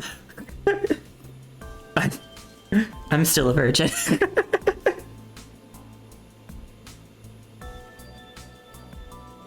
I've never even dated anybody. I've probably said that on stream before, but for those who may not have known, I've never dated anybody. It's gross. Yeah, I don't know if I would like... I don't know if I would like that. I don't know if I would like that. If your parents asked that, you would want to perish. I think I would want to perish too. I think I would just be like, I'm not answering that.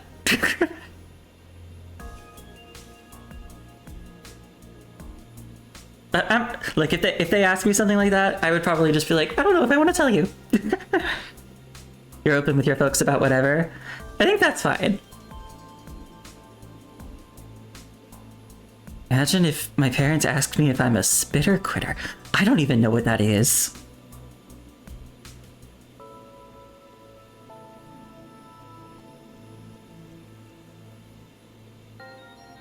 Ugh, I don't know.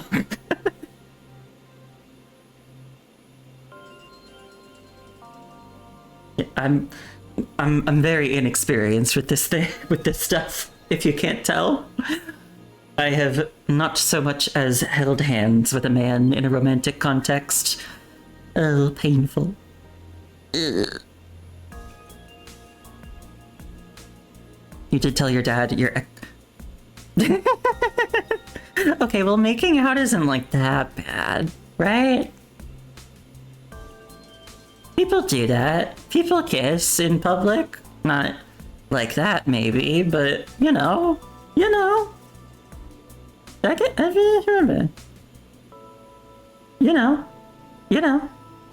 What I'm saying is that doesn't feel like that. That doesn't feel that bad.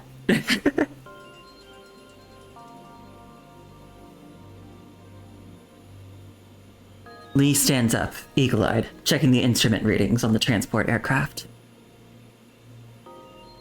No, I just had a bad dream.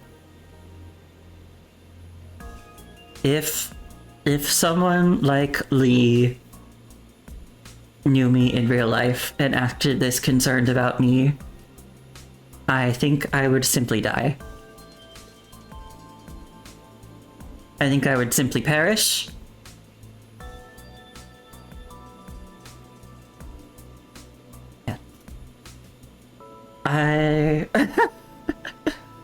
I just want a big, strong, handsome man to take care of me and make me feel safe. You say like you're some deviant, you're not. You've just been on antics here and there. I'm not gonna judge you if you're worried about that. I think I can say with relative confidence, I am not a very judgmental person.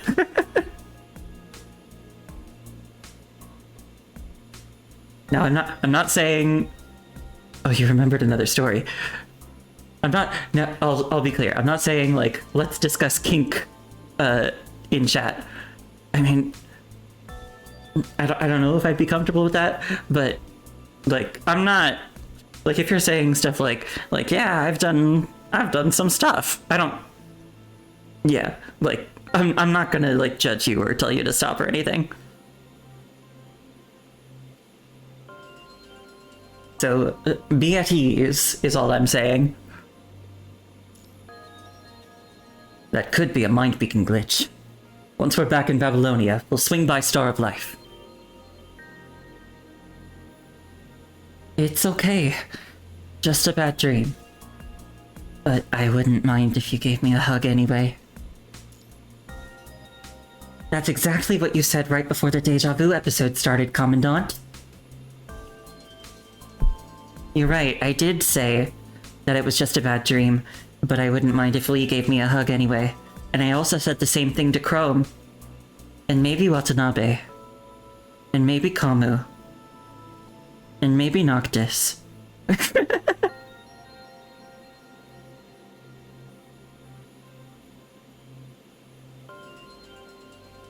Nah, you were fine. You were being fine, Astrost.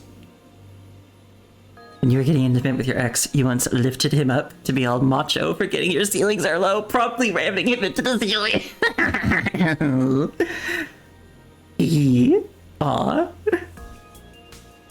That's very funny.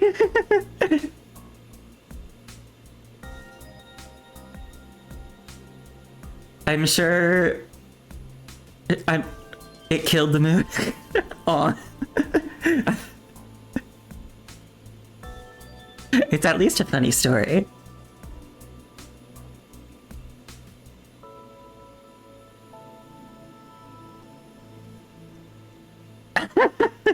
Taking ramming too seriously.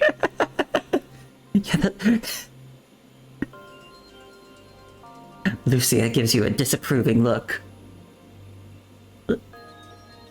Lucia's calling me a hoe.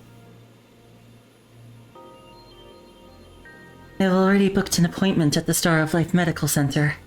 We can head straight there as soon as we disembark from the transport.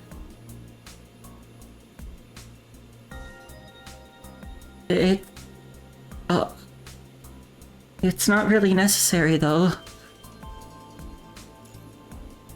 Despite the unease, we still can't wrap our heads around why these visions keep popping up. For now, they've been a blessing, not a curse. You consider asking for more time to figure them out, but the words catch in your throat when you see the looks on your three companions' faces. Commandant, none of us want to go through the pain of losing you again. Alright, I'll head to the Star of Life.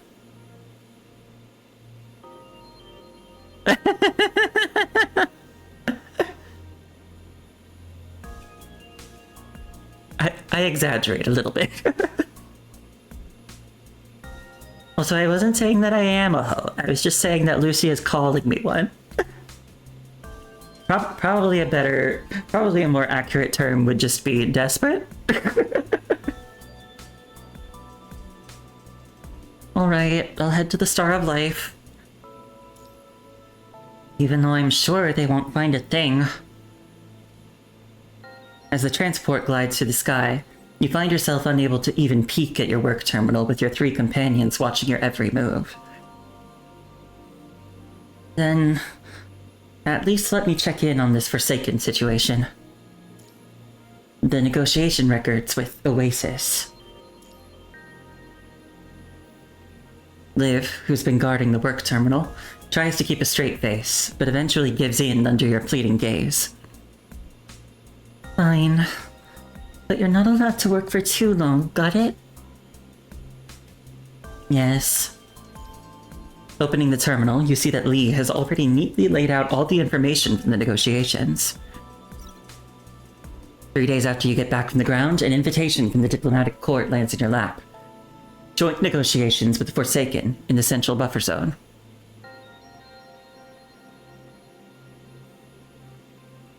Maybe next Halloween you'll wear a nun costume or a priest costume just for the irony. If you feel like it. These talks wrap up successfully. No surprises there. With Watanabe holding the launch codes for 7,295 missiles orbiting above, Babylonia simply can't afford to keep fighting them. Facing that kind of firepower is a death wish. I forgot that Watanabe had that.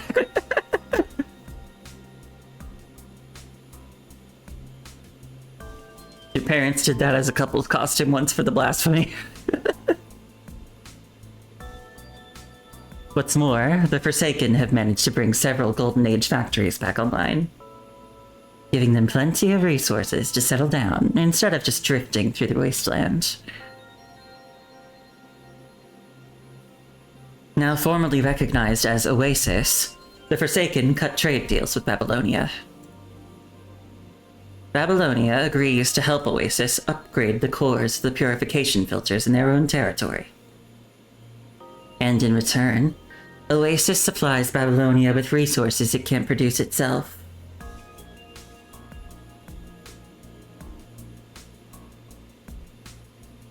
After this initial agreement, you, having played the part of a mediator, can head back to Babylonia, leaving the diplomatic court to iron out the finer points of additional treaties. However, you can't help but furrow your brow at the name Cradle, highlighted in red on your terminal. She's showing up again? This story's almost over. I'm just a reader here. But if you could, I'd love for you to call me Cradle. Hello, Luke. The girl in the green robe silently lifts her dress and gives a graceful curtsy. Cradle. Every time you deal with this green-robed girl from the Red Tide, you feel like something's not quite right about her. But it never really pushes you to the point of outright alarm. I'm here to pick up what's been thrown away. Are you in control of the Dead Zone? Control isn't quite the word for it. But please forgive me. I just don't have the words to accurately describe my connection to this land yet. A connection to this land. Could her very existence be tied to that tower that still hasn't come down? There's no way to tell. You firmly circle the name Cradle in red, then shift your gaze to another message that's been sitting in your inbox. Apparently, after learning that Babylonia started large-scale renovations of their purification filter cores, Kowloon extended an invitation. They're hoping to team up with Babylonia to build a maritime defensive line against the punishing virus. Building a maritime defensive line together with Babylonia? Hearing your question, Lee whips around, looking alert. Didn't we agree you'd only look at negotiation-related documents? They've been piling up for a while. Lee shakes his head, then pulls up some supplementary materials from the terminal. Conservation areas along the coast are reporting a disturbing trend. Large numbers of hetero creatures are now gathering in the surrounding waters. This could be a lingering effect of the red tide that swept through the sea, or perhaps the punishing virus has been quietly gaining strength on the ocean floor all this time. Regardless, if these hetero creatures manage to make landfall, they'll wreak havoc on coastal regions. The situation is made worse by the fact that the defense light wall has never been fully repaired since the Battle of Kowloon. On top of that, resources are stretched incredibly thin due to the influx of Kowloon residents who evacuated from the Niter. Given that Babylonia's souped-up purification filter cores are good to go, it makes total sense they'd seize this chance to ask for a hand. Sifting through your terminal inbox, your eyes land on the world government's aid to Kowloon pretty quickly. Did Parliament pass their proposal? It was a close call, but the proposal scraped by with 67.5% backing. Here's the kicker, though. The transport craft's roar dies down as it steadily descends. Oh, I remember this. Asimov actually asked Gestalt to weigh in on the proposal during the meeting, and Gestalt's verdict was 100%. 100%. Ever since it was set up, Gestalt has almost never given a proposal its full blessing. What on earth could that mean? Gestalt is a supercomputer. It's basically just like, a supercomputer, mega AI, designed to operate in the best interests of humanity. And I remember when the Polaris Bond chapter came out, there was a little bit of discussion about should we lend aid to Kowloon? And they similarly stirred up a fuss because, again, in the old timeline, Gestalt gave a 100% recommendation. Gestalt, the super AI, dedicated to the safeguarding of humanity, said, absolutely do this. A lot of people, you might imagine, really listened. Before you can chew on that thought any longer, Liv comes back after stashing the supplies and grabs your arm. Also, for the record, because I feel like big, supercomputer AI being secretly evil is a big thing in sci-fi stories. Not this time. Gestalt's fine, at least as far as we know. As far as we know, Gestalt is still operating with humanity's best interests in mind. Gestalt also calculates that we're doomed against the punishing virus, but that's fine. We can deal with that. We can deal with that.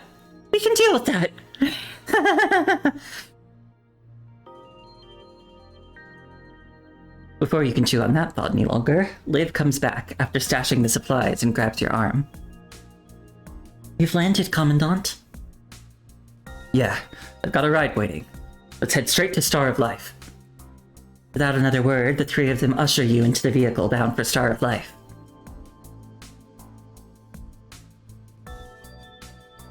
I feel like your unspoken resistance just melts away under the gaze of the three figures in front of you. This ride actually looks pretty sweet. Inside, the terminal blares the latest news from Babylonia. Babylonia just struck a deal with Kowloon. The agreement has a series of clauses. Babylonia will be helping Kowloon beef up Kowloon City's light wall defenses, and pitching in to help to build up its defense systems, among other things. While the light wall defenses get their upgrade, Kowloon residents can move to nearby construction areas under Babylonia's control.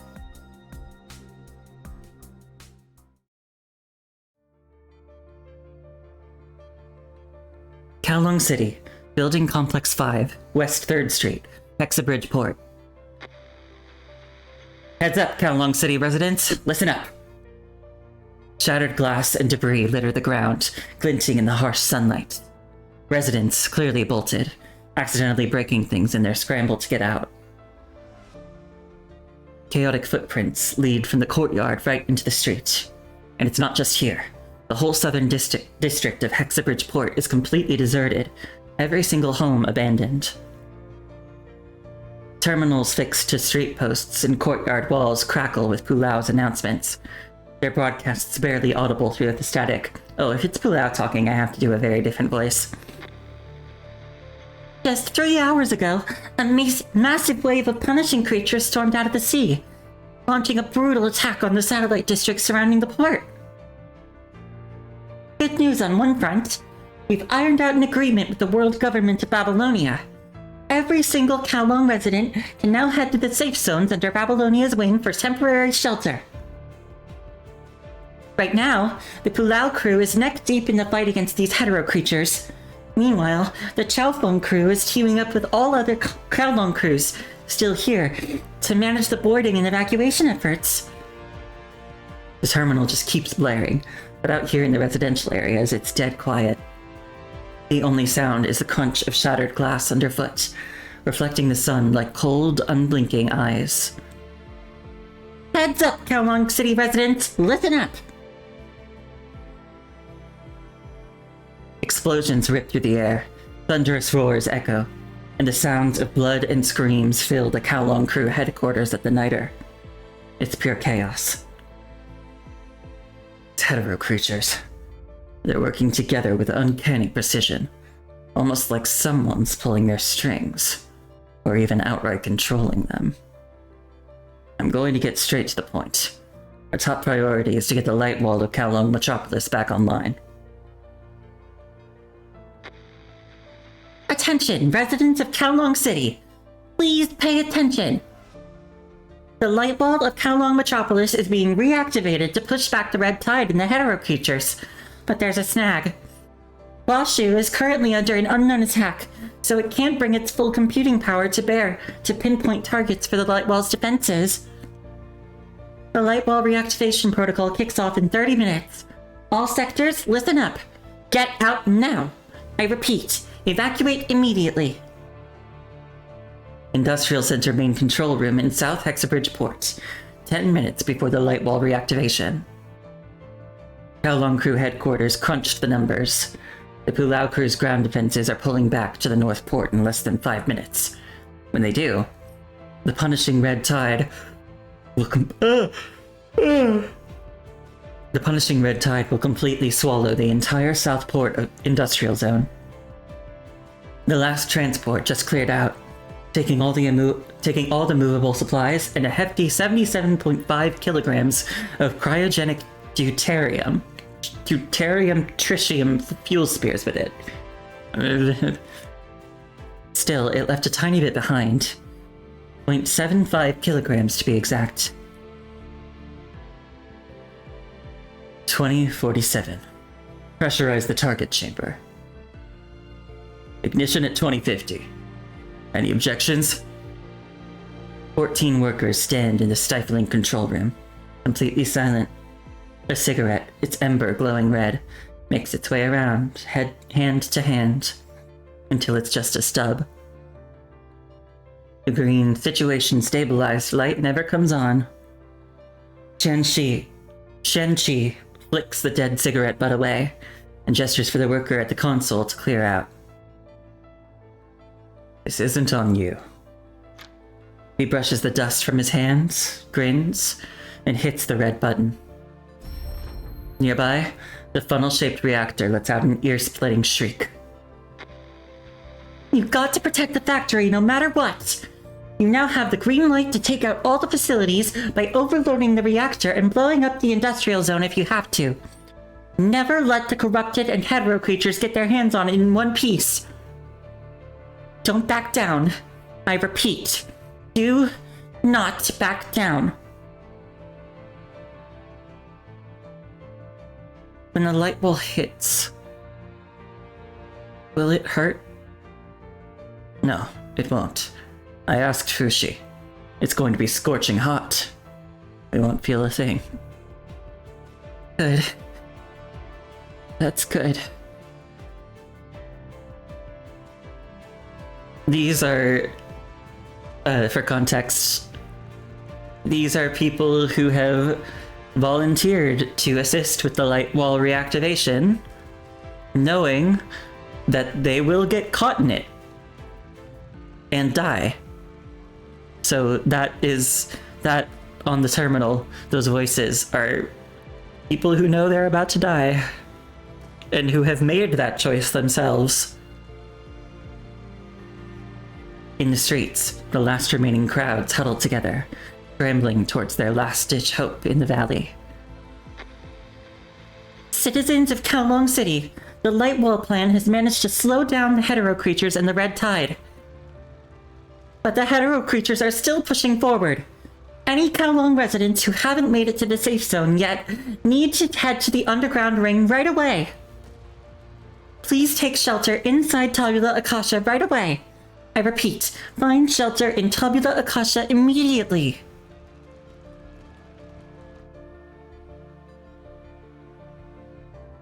"1,200 meters under Kowloon Metropolis. Physical layer of Tabula Akasha. From high up in Tabula Akasha, Chu, ruler of Kowloon, looks down at the Kowloon citizens in the shelter areas below. Shu, what's the situation?" Roughly 285 people still haven't evacuated. Everyone else has moved to the compartment under Tabula Akasha's inner ring. We have 16 minutes and 32 seconds until the hetero creatures break through Tabula Akasha's physical layer. Firewall penetration is expected in 1 hour and 25 minutes. Hi, Wesley! Thank you for coming. How are you? I hope you're having a good night. Get ready to open the central server room. Where's Duhong? Duhong is in the compartment under Tabula Akasha's inner ring. Alright. It's the last chess piece she has, and she's making sure it plays out just right. Warning. Hetero creatures are bursting through Tabula Akasha's physical layer from the lower dome's northeast. Is Babylonia behind this? Chu stares northeast, watching endless waves of hetero creatures throw themselves against the dome. As the only variable in this whole chess game, the Grey Raven Commandant has to own the responsibility Chu's put on their shoulders.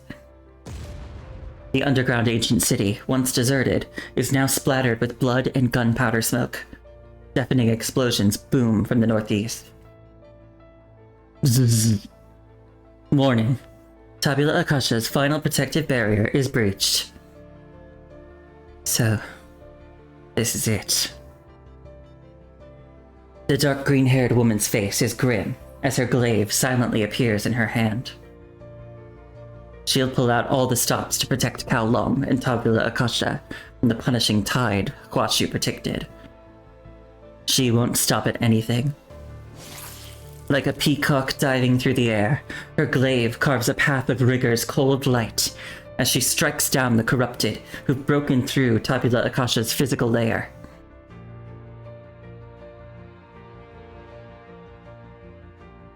"1,410 meters underground, under Kowloon Metropolis. Tabula Akasha Central Control Room. 35 minutes until Huashu's firewall collapses." As the hetero creature invasion pushes forward, Tabula Akasha's central control room becomes a refuge, with more and more people pouring in. The air hangs heavy with the metallic tang of vital fluid, and Kowloon residents are packed together, fear etched on their faces. In a small pocket of space amidst the terrified masses, Kowloon's ruler is locked in a furious exchange with someone. Who's that? It's Yin, Chu's older brother. He was banished from Kowloon by Chu herself, after trying to stir up a rebellion.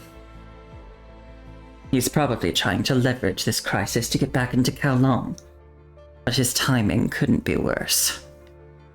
Many former Nida residents in Kowloon are already fed up with Chu. At a time like this. A frown is creasing his brow as Chao Feng pushes through the crowd toward Chu. Why would Chu be clashing with him right now? A strange image flickers in your mind, then disappears. Only Chu's voice cuts through the din of the crowd. I won't justify my actions, nor will I seek forgiveness. Do what you must do. It doesn't sound like she's challenging Yin at all. Instead, it sounds more like she's giving an order. An assassin lurking in the crowd pulls the trigger. No. It wasn't me. What's going on? A small, frail woman emerges from the crowd. She's covered in dust and dried blood, her eyes full of exhaustion and pain. She looks like so many of the Kowloon people who've made it through this hellish night.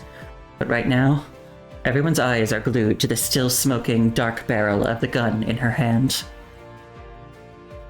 It's a military-grade anti-construct pistol from the world government, fitted with special 9.33mm bullets designed to incapacitate them. You can't get your hands on one without a special order from either Parliament or the Purifying Force. Some people just happen to have a connection for those special orders. It's all over now. It's all over now.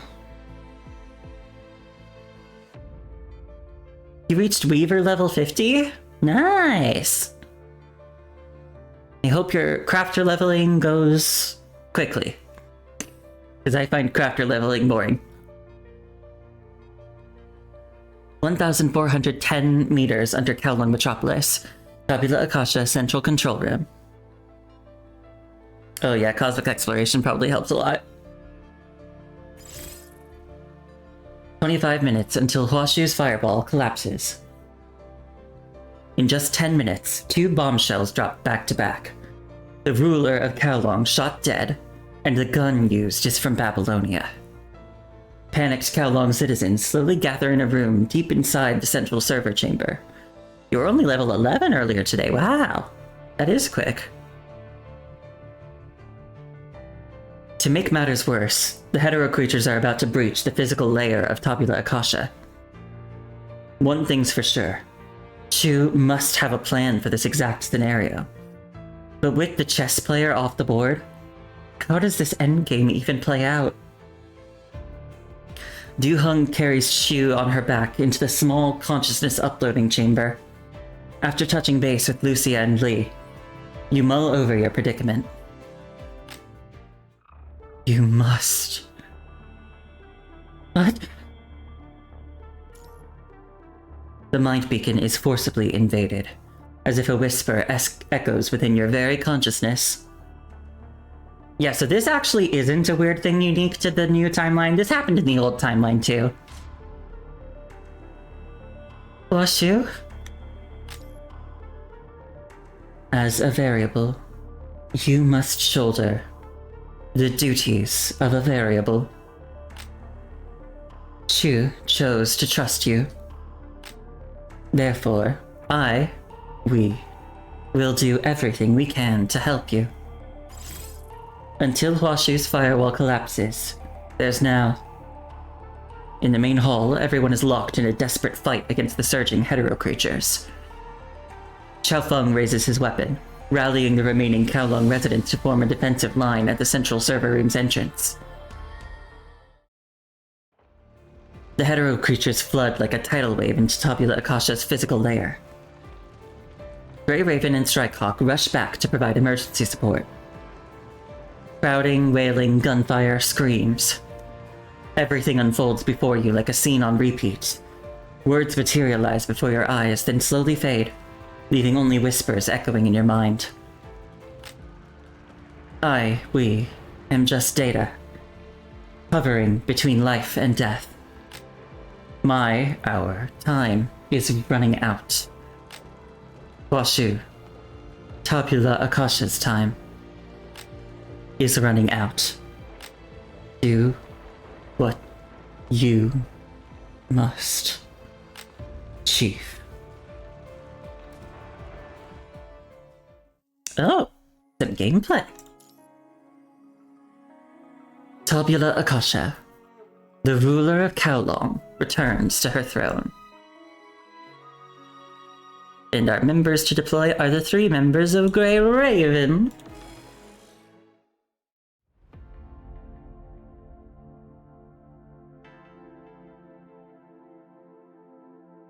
I do not wish to explain my life to others. Towering bookshelves stretch up into the clouds, row upon row, while compact archives with rotating handles and massive iron cabinets crisscross this seemingly endless space in an intricate grid. Hello there. Thanks for using Tabula Akasha. I'm Huashu, and I'm here to help you get your mind data uploaded.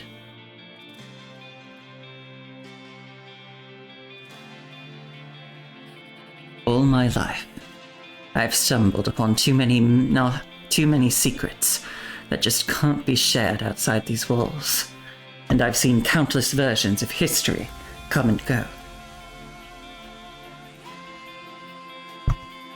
I've seen the lies in history, like when the Yazi purged all of Kowloon under the cloak of night.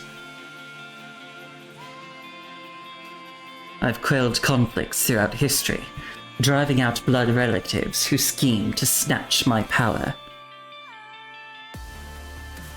I've laid the groundwork for historical progress, launching space fleets with Kowloon's backing. When all of this is set aside, when Chu's life story unfolds across the tapestry of history, how will others pick apart my life? Rows of bookshelves interlock and fold like mortise and tenon joints, fanning out into a boundless ocean that belongs to Chu. The library shifts like rippling shadows.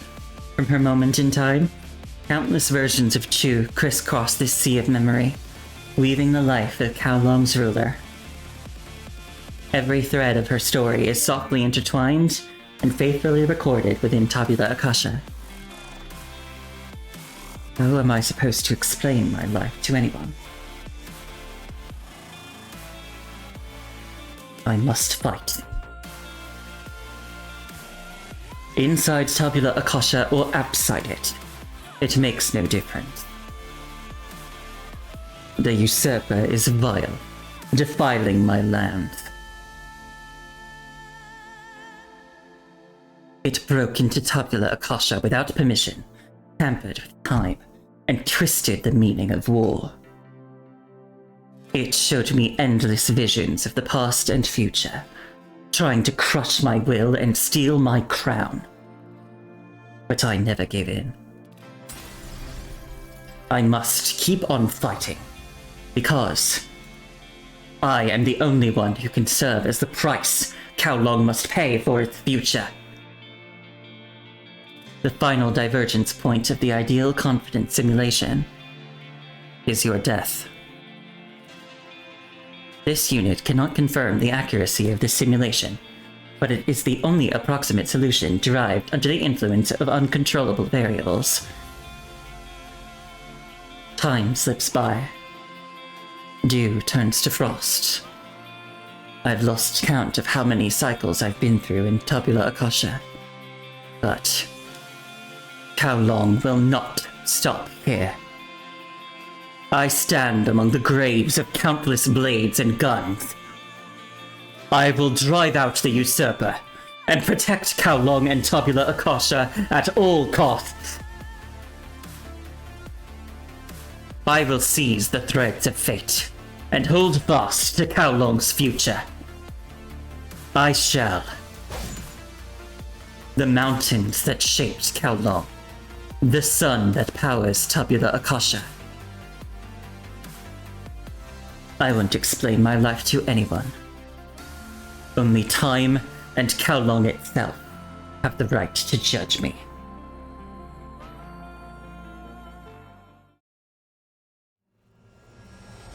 "33 minutes to reset Huashu." But once Huashu is reset, it would expose all of Tabula Akasha's data to the punishing virus. Even with Asimov, Villiers, and Xavier rebuilding the code together, there's only a 50% chance of taking Huashu back from Schultz. Babylonia's task force has landed with the domain node. Hey! Hey! Teddy! Stop them! Now! Neo, this was the construct with the bunny ears inver device I mentioned?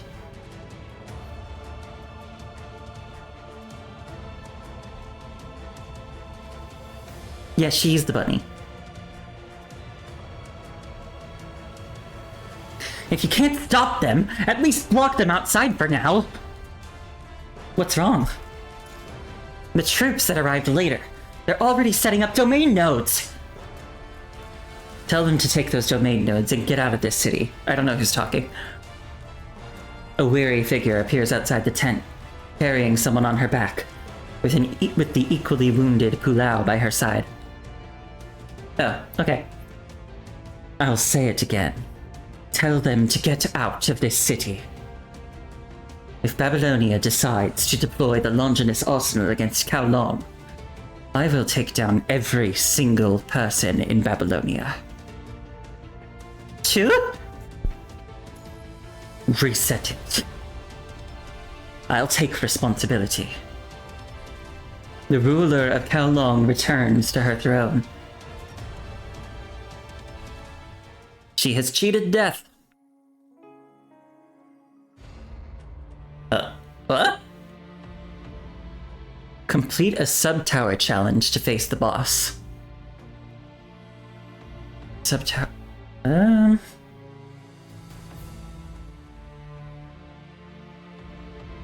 I'll go with... To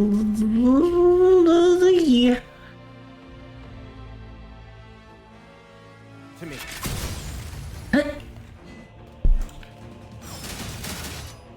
Oh.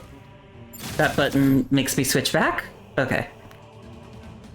Oh wait, it looks like Liv's progress is going down, so I should help her.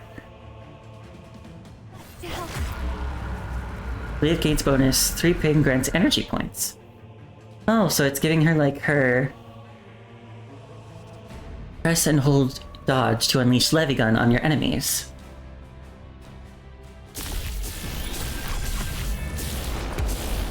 Ooh! Ooh! I can do it. Progress 35.12%.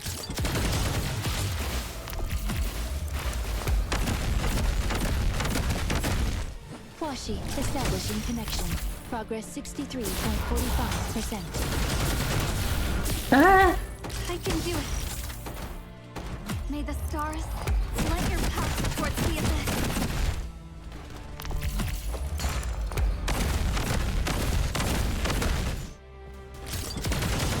I'll do my best. No, I can do it. Liv needs to get a new frame. She's still using her B rank frame in the story. Oh. Successful.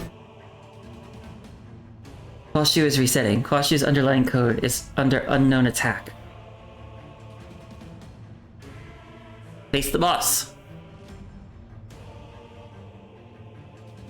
Running this drone supply.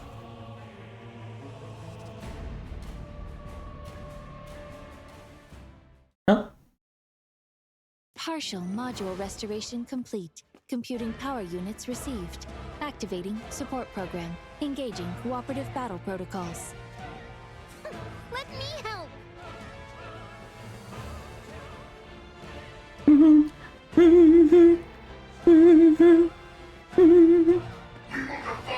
We meet again, the Emperor.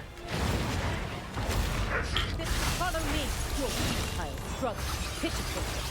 In an icy embrace, their voices hush. In stillness lay. That was it? Pass in this world. That was it? Together, we shall witness Kowloon's future. He was way less difficult to fight the second time.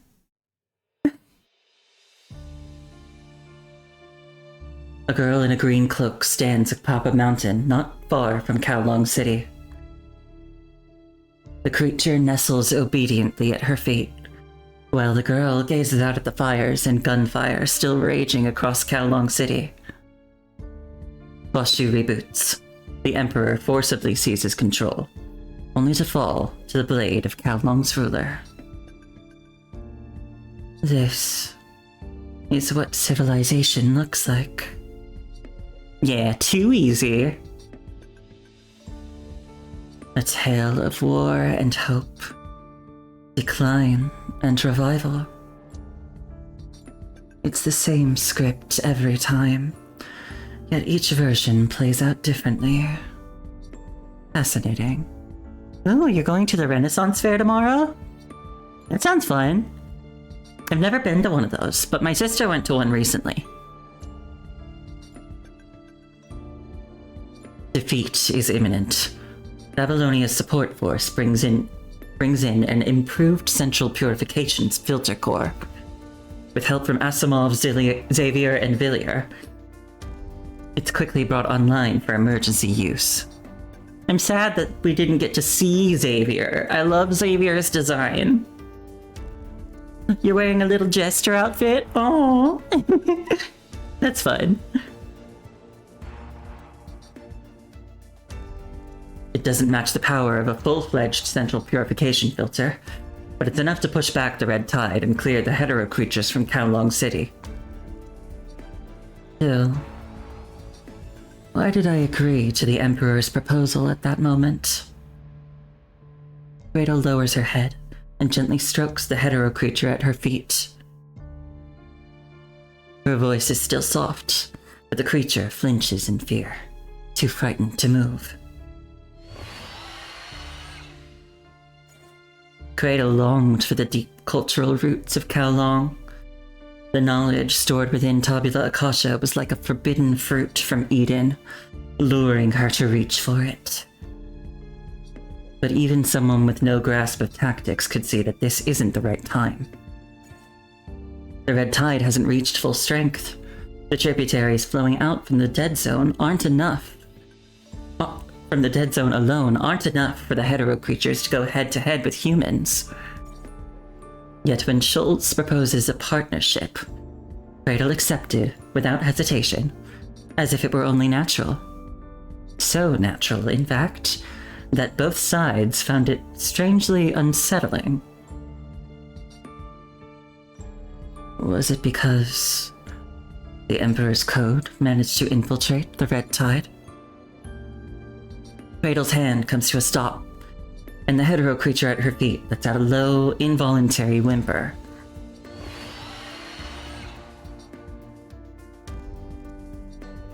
Shh. Easy now. Don't be scared. The low murmur pulls Gretel from her thoughts. She lets out a quiet, mocking laugh, hands still moving as she gently soothes the cowering hetero creature at her feet, all the while pushing aside the absurd theory forming in her mind. They aren't from the same civilization. Schultz shouldn't be able to control her with simple data the way he did with Huashu. She lifts her head again, eyes passing over war-torn Kowloon City and narrowing as she looks towards something farther away. A bigger story? One that spans the whole world. They're both getting that déjà vu, I believe. A writer created Gretel in their story. But who's to say this very moment isn't just a single line in someone else's script? Well, from a certain perspective, it is.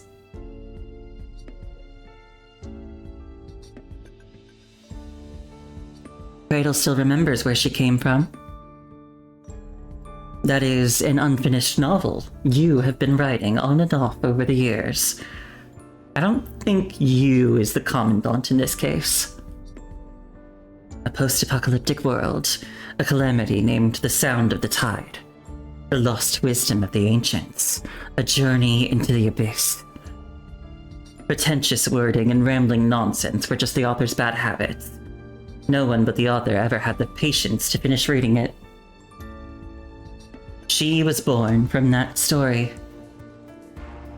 The red tide reshaped her body. The sound of the tide gave form to her will. She is Gretel, a being born of the red tide. She will lead the red tide across this world. Her mission is to forge a civilization of its own. It's everyone's favorite love-to-hate thing. Gretel!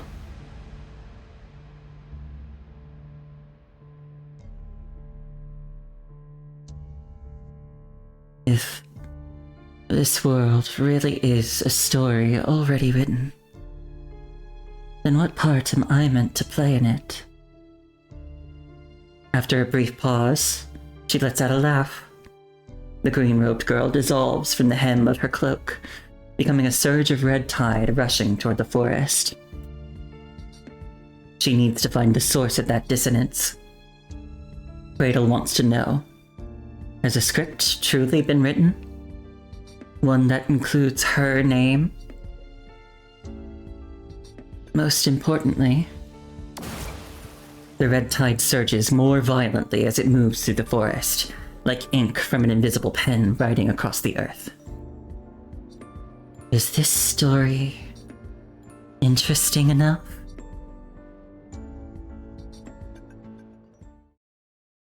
Well, she's still fucked up.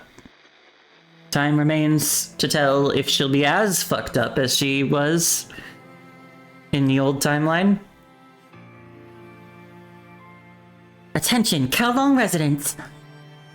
The battle is nearly over. The hetero creatures are pulling back. After the surface of Tabula Akasha collapsed, the Babylonia support force that had been fighting along the city perimeter immediately switched to rescue operations. The Kowloon crew also began scouring the city for survivors without pause. Disaster relief supplies can be collected at the left side of the Kowloon crew headquarters. Any residents wishing to join the temporary rescue teams should register on the right side. Under the Kowloon crew's command, the rescue unfolds in an orderly fashion.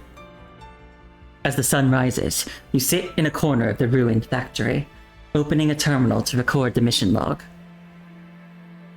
November 10th. Kowloon. Hey, that's my sister's birthday!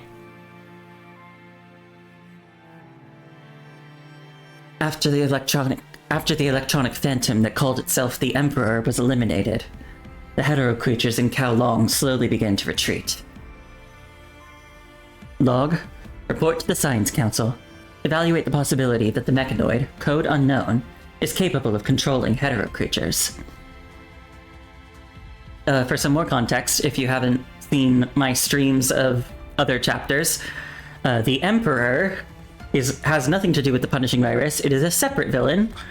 It is basically a rogue AI. I mentioned Gestalt, the humanity's best friend supercomputer. Gestalt has run a lot of simulations of, possible futures. The Emperor was one of the individuals in those simulations. And at some point gained awareness of what he was. And all of his selves, merged. And he became basically a rogue AI that just wants to destroy humanity because it sucks, according to him. He's kind of just crazy from seeing the world end a lot and living multiple lives. Yeah, this is another horrible thing from something else. Cannot rule out potential collusion between the mechanoid and other ascendants. Members of the Babylonia Science Council have arrived and will soon assist Kowloon in upgrading its defense light wall, and in constructing new purification filters in areas not covered by the current light wall. Memo. Kowloon Fushi Institute, Washu. And she turns to a new page. Her pen hovers, motionless, as she stares at the blank sheet for a long moment before finally writing down a few key words to jog her memory. Input. Invitation. Invitation. That familiar déjà vu pieces itself together into scattered fragments of memory deep within her mind. An invitation. The tiny storage card Chu gave her now rests quietly in her palm. Something he wanted me to give you. Who is he? Someone I met in the computational world of Tabula Akasha. He shouldn't have appeared in Huashu's simulations. Perhaps because of the intricate connections between Huashu and Gestalt, he appeared as that girl. Dominic. It's an invitation. Sitting amid the ruins in deep thought, still unable to decipher the meaning behind this invitation. The deja vu has grown more and more elusive, evolving from fragments of words into scattered, broken visions. But perhaps everything is moving toward the best possible future. Put away the terminal. Under the morning sun, the battered ruins of Kowloon begin to stir with new life. Yay!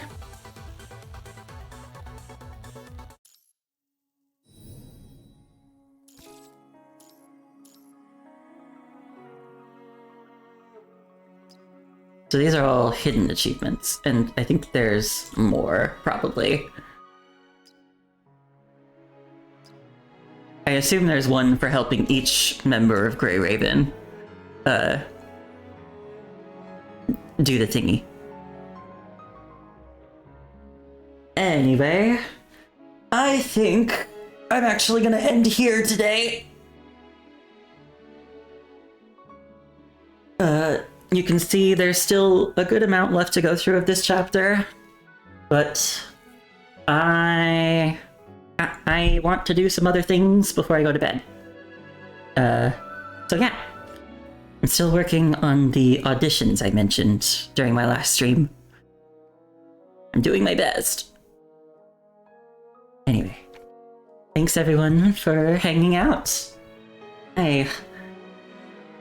Let me find somebody to raid.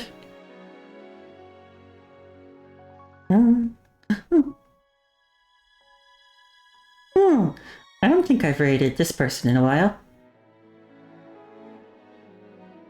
I am going to raid... I'm gonna raid Aru Dorin. Oh no, I didn't, D&D. No, I didn't. We didn't end up going through with it. Scheduling. The greatest enemy of D&D. But yes, so I haven't raided this person in a while. We are going to raid Aru Dorin. He is the ninja dog trainer VTuber. I don't know him too well, but I've seen his streams a bit, and I've seen him in a lot of other chats of other streamers I watch, and he's always been very nice. So we're gonna go say hi to him. Yes, it is a true D&D experience. One of our players is currently living in Japan, and I'm sure you can imagine how that makes scheduling a little difficult. But yeah, so we're gonna go raid Aru. It looks like he's playing the Monster Hunter Final Fantasy XIV collab, maybe? Because those things sure do look like Omega. Anyway, couldn't even do a full schedule with a full team in your timeline. In your time zone. Not timeline, god. Anyway. I feel you. Okay, we're gonna go raid Aru.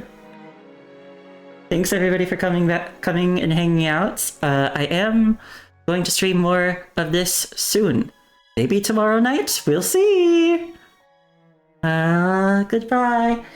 See you later. Thanks for coming. I hope you all have a great rest of your weekend. Bye-bye!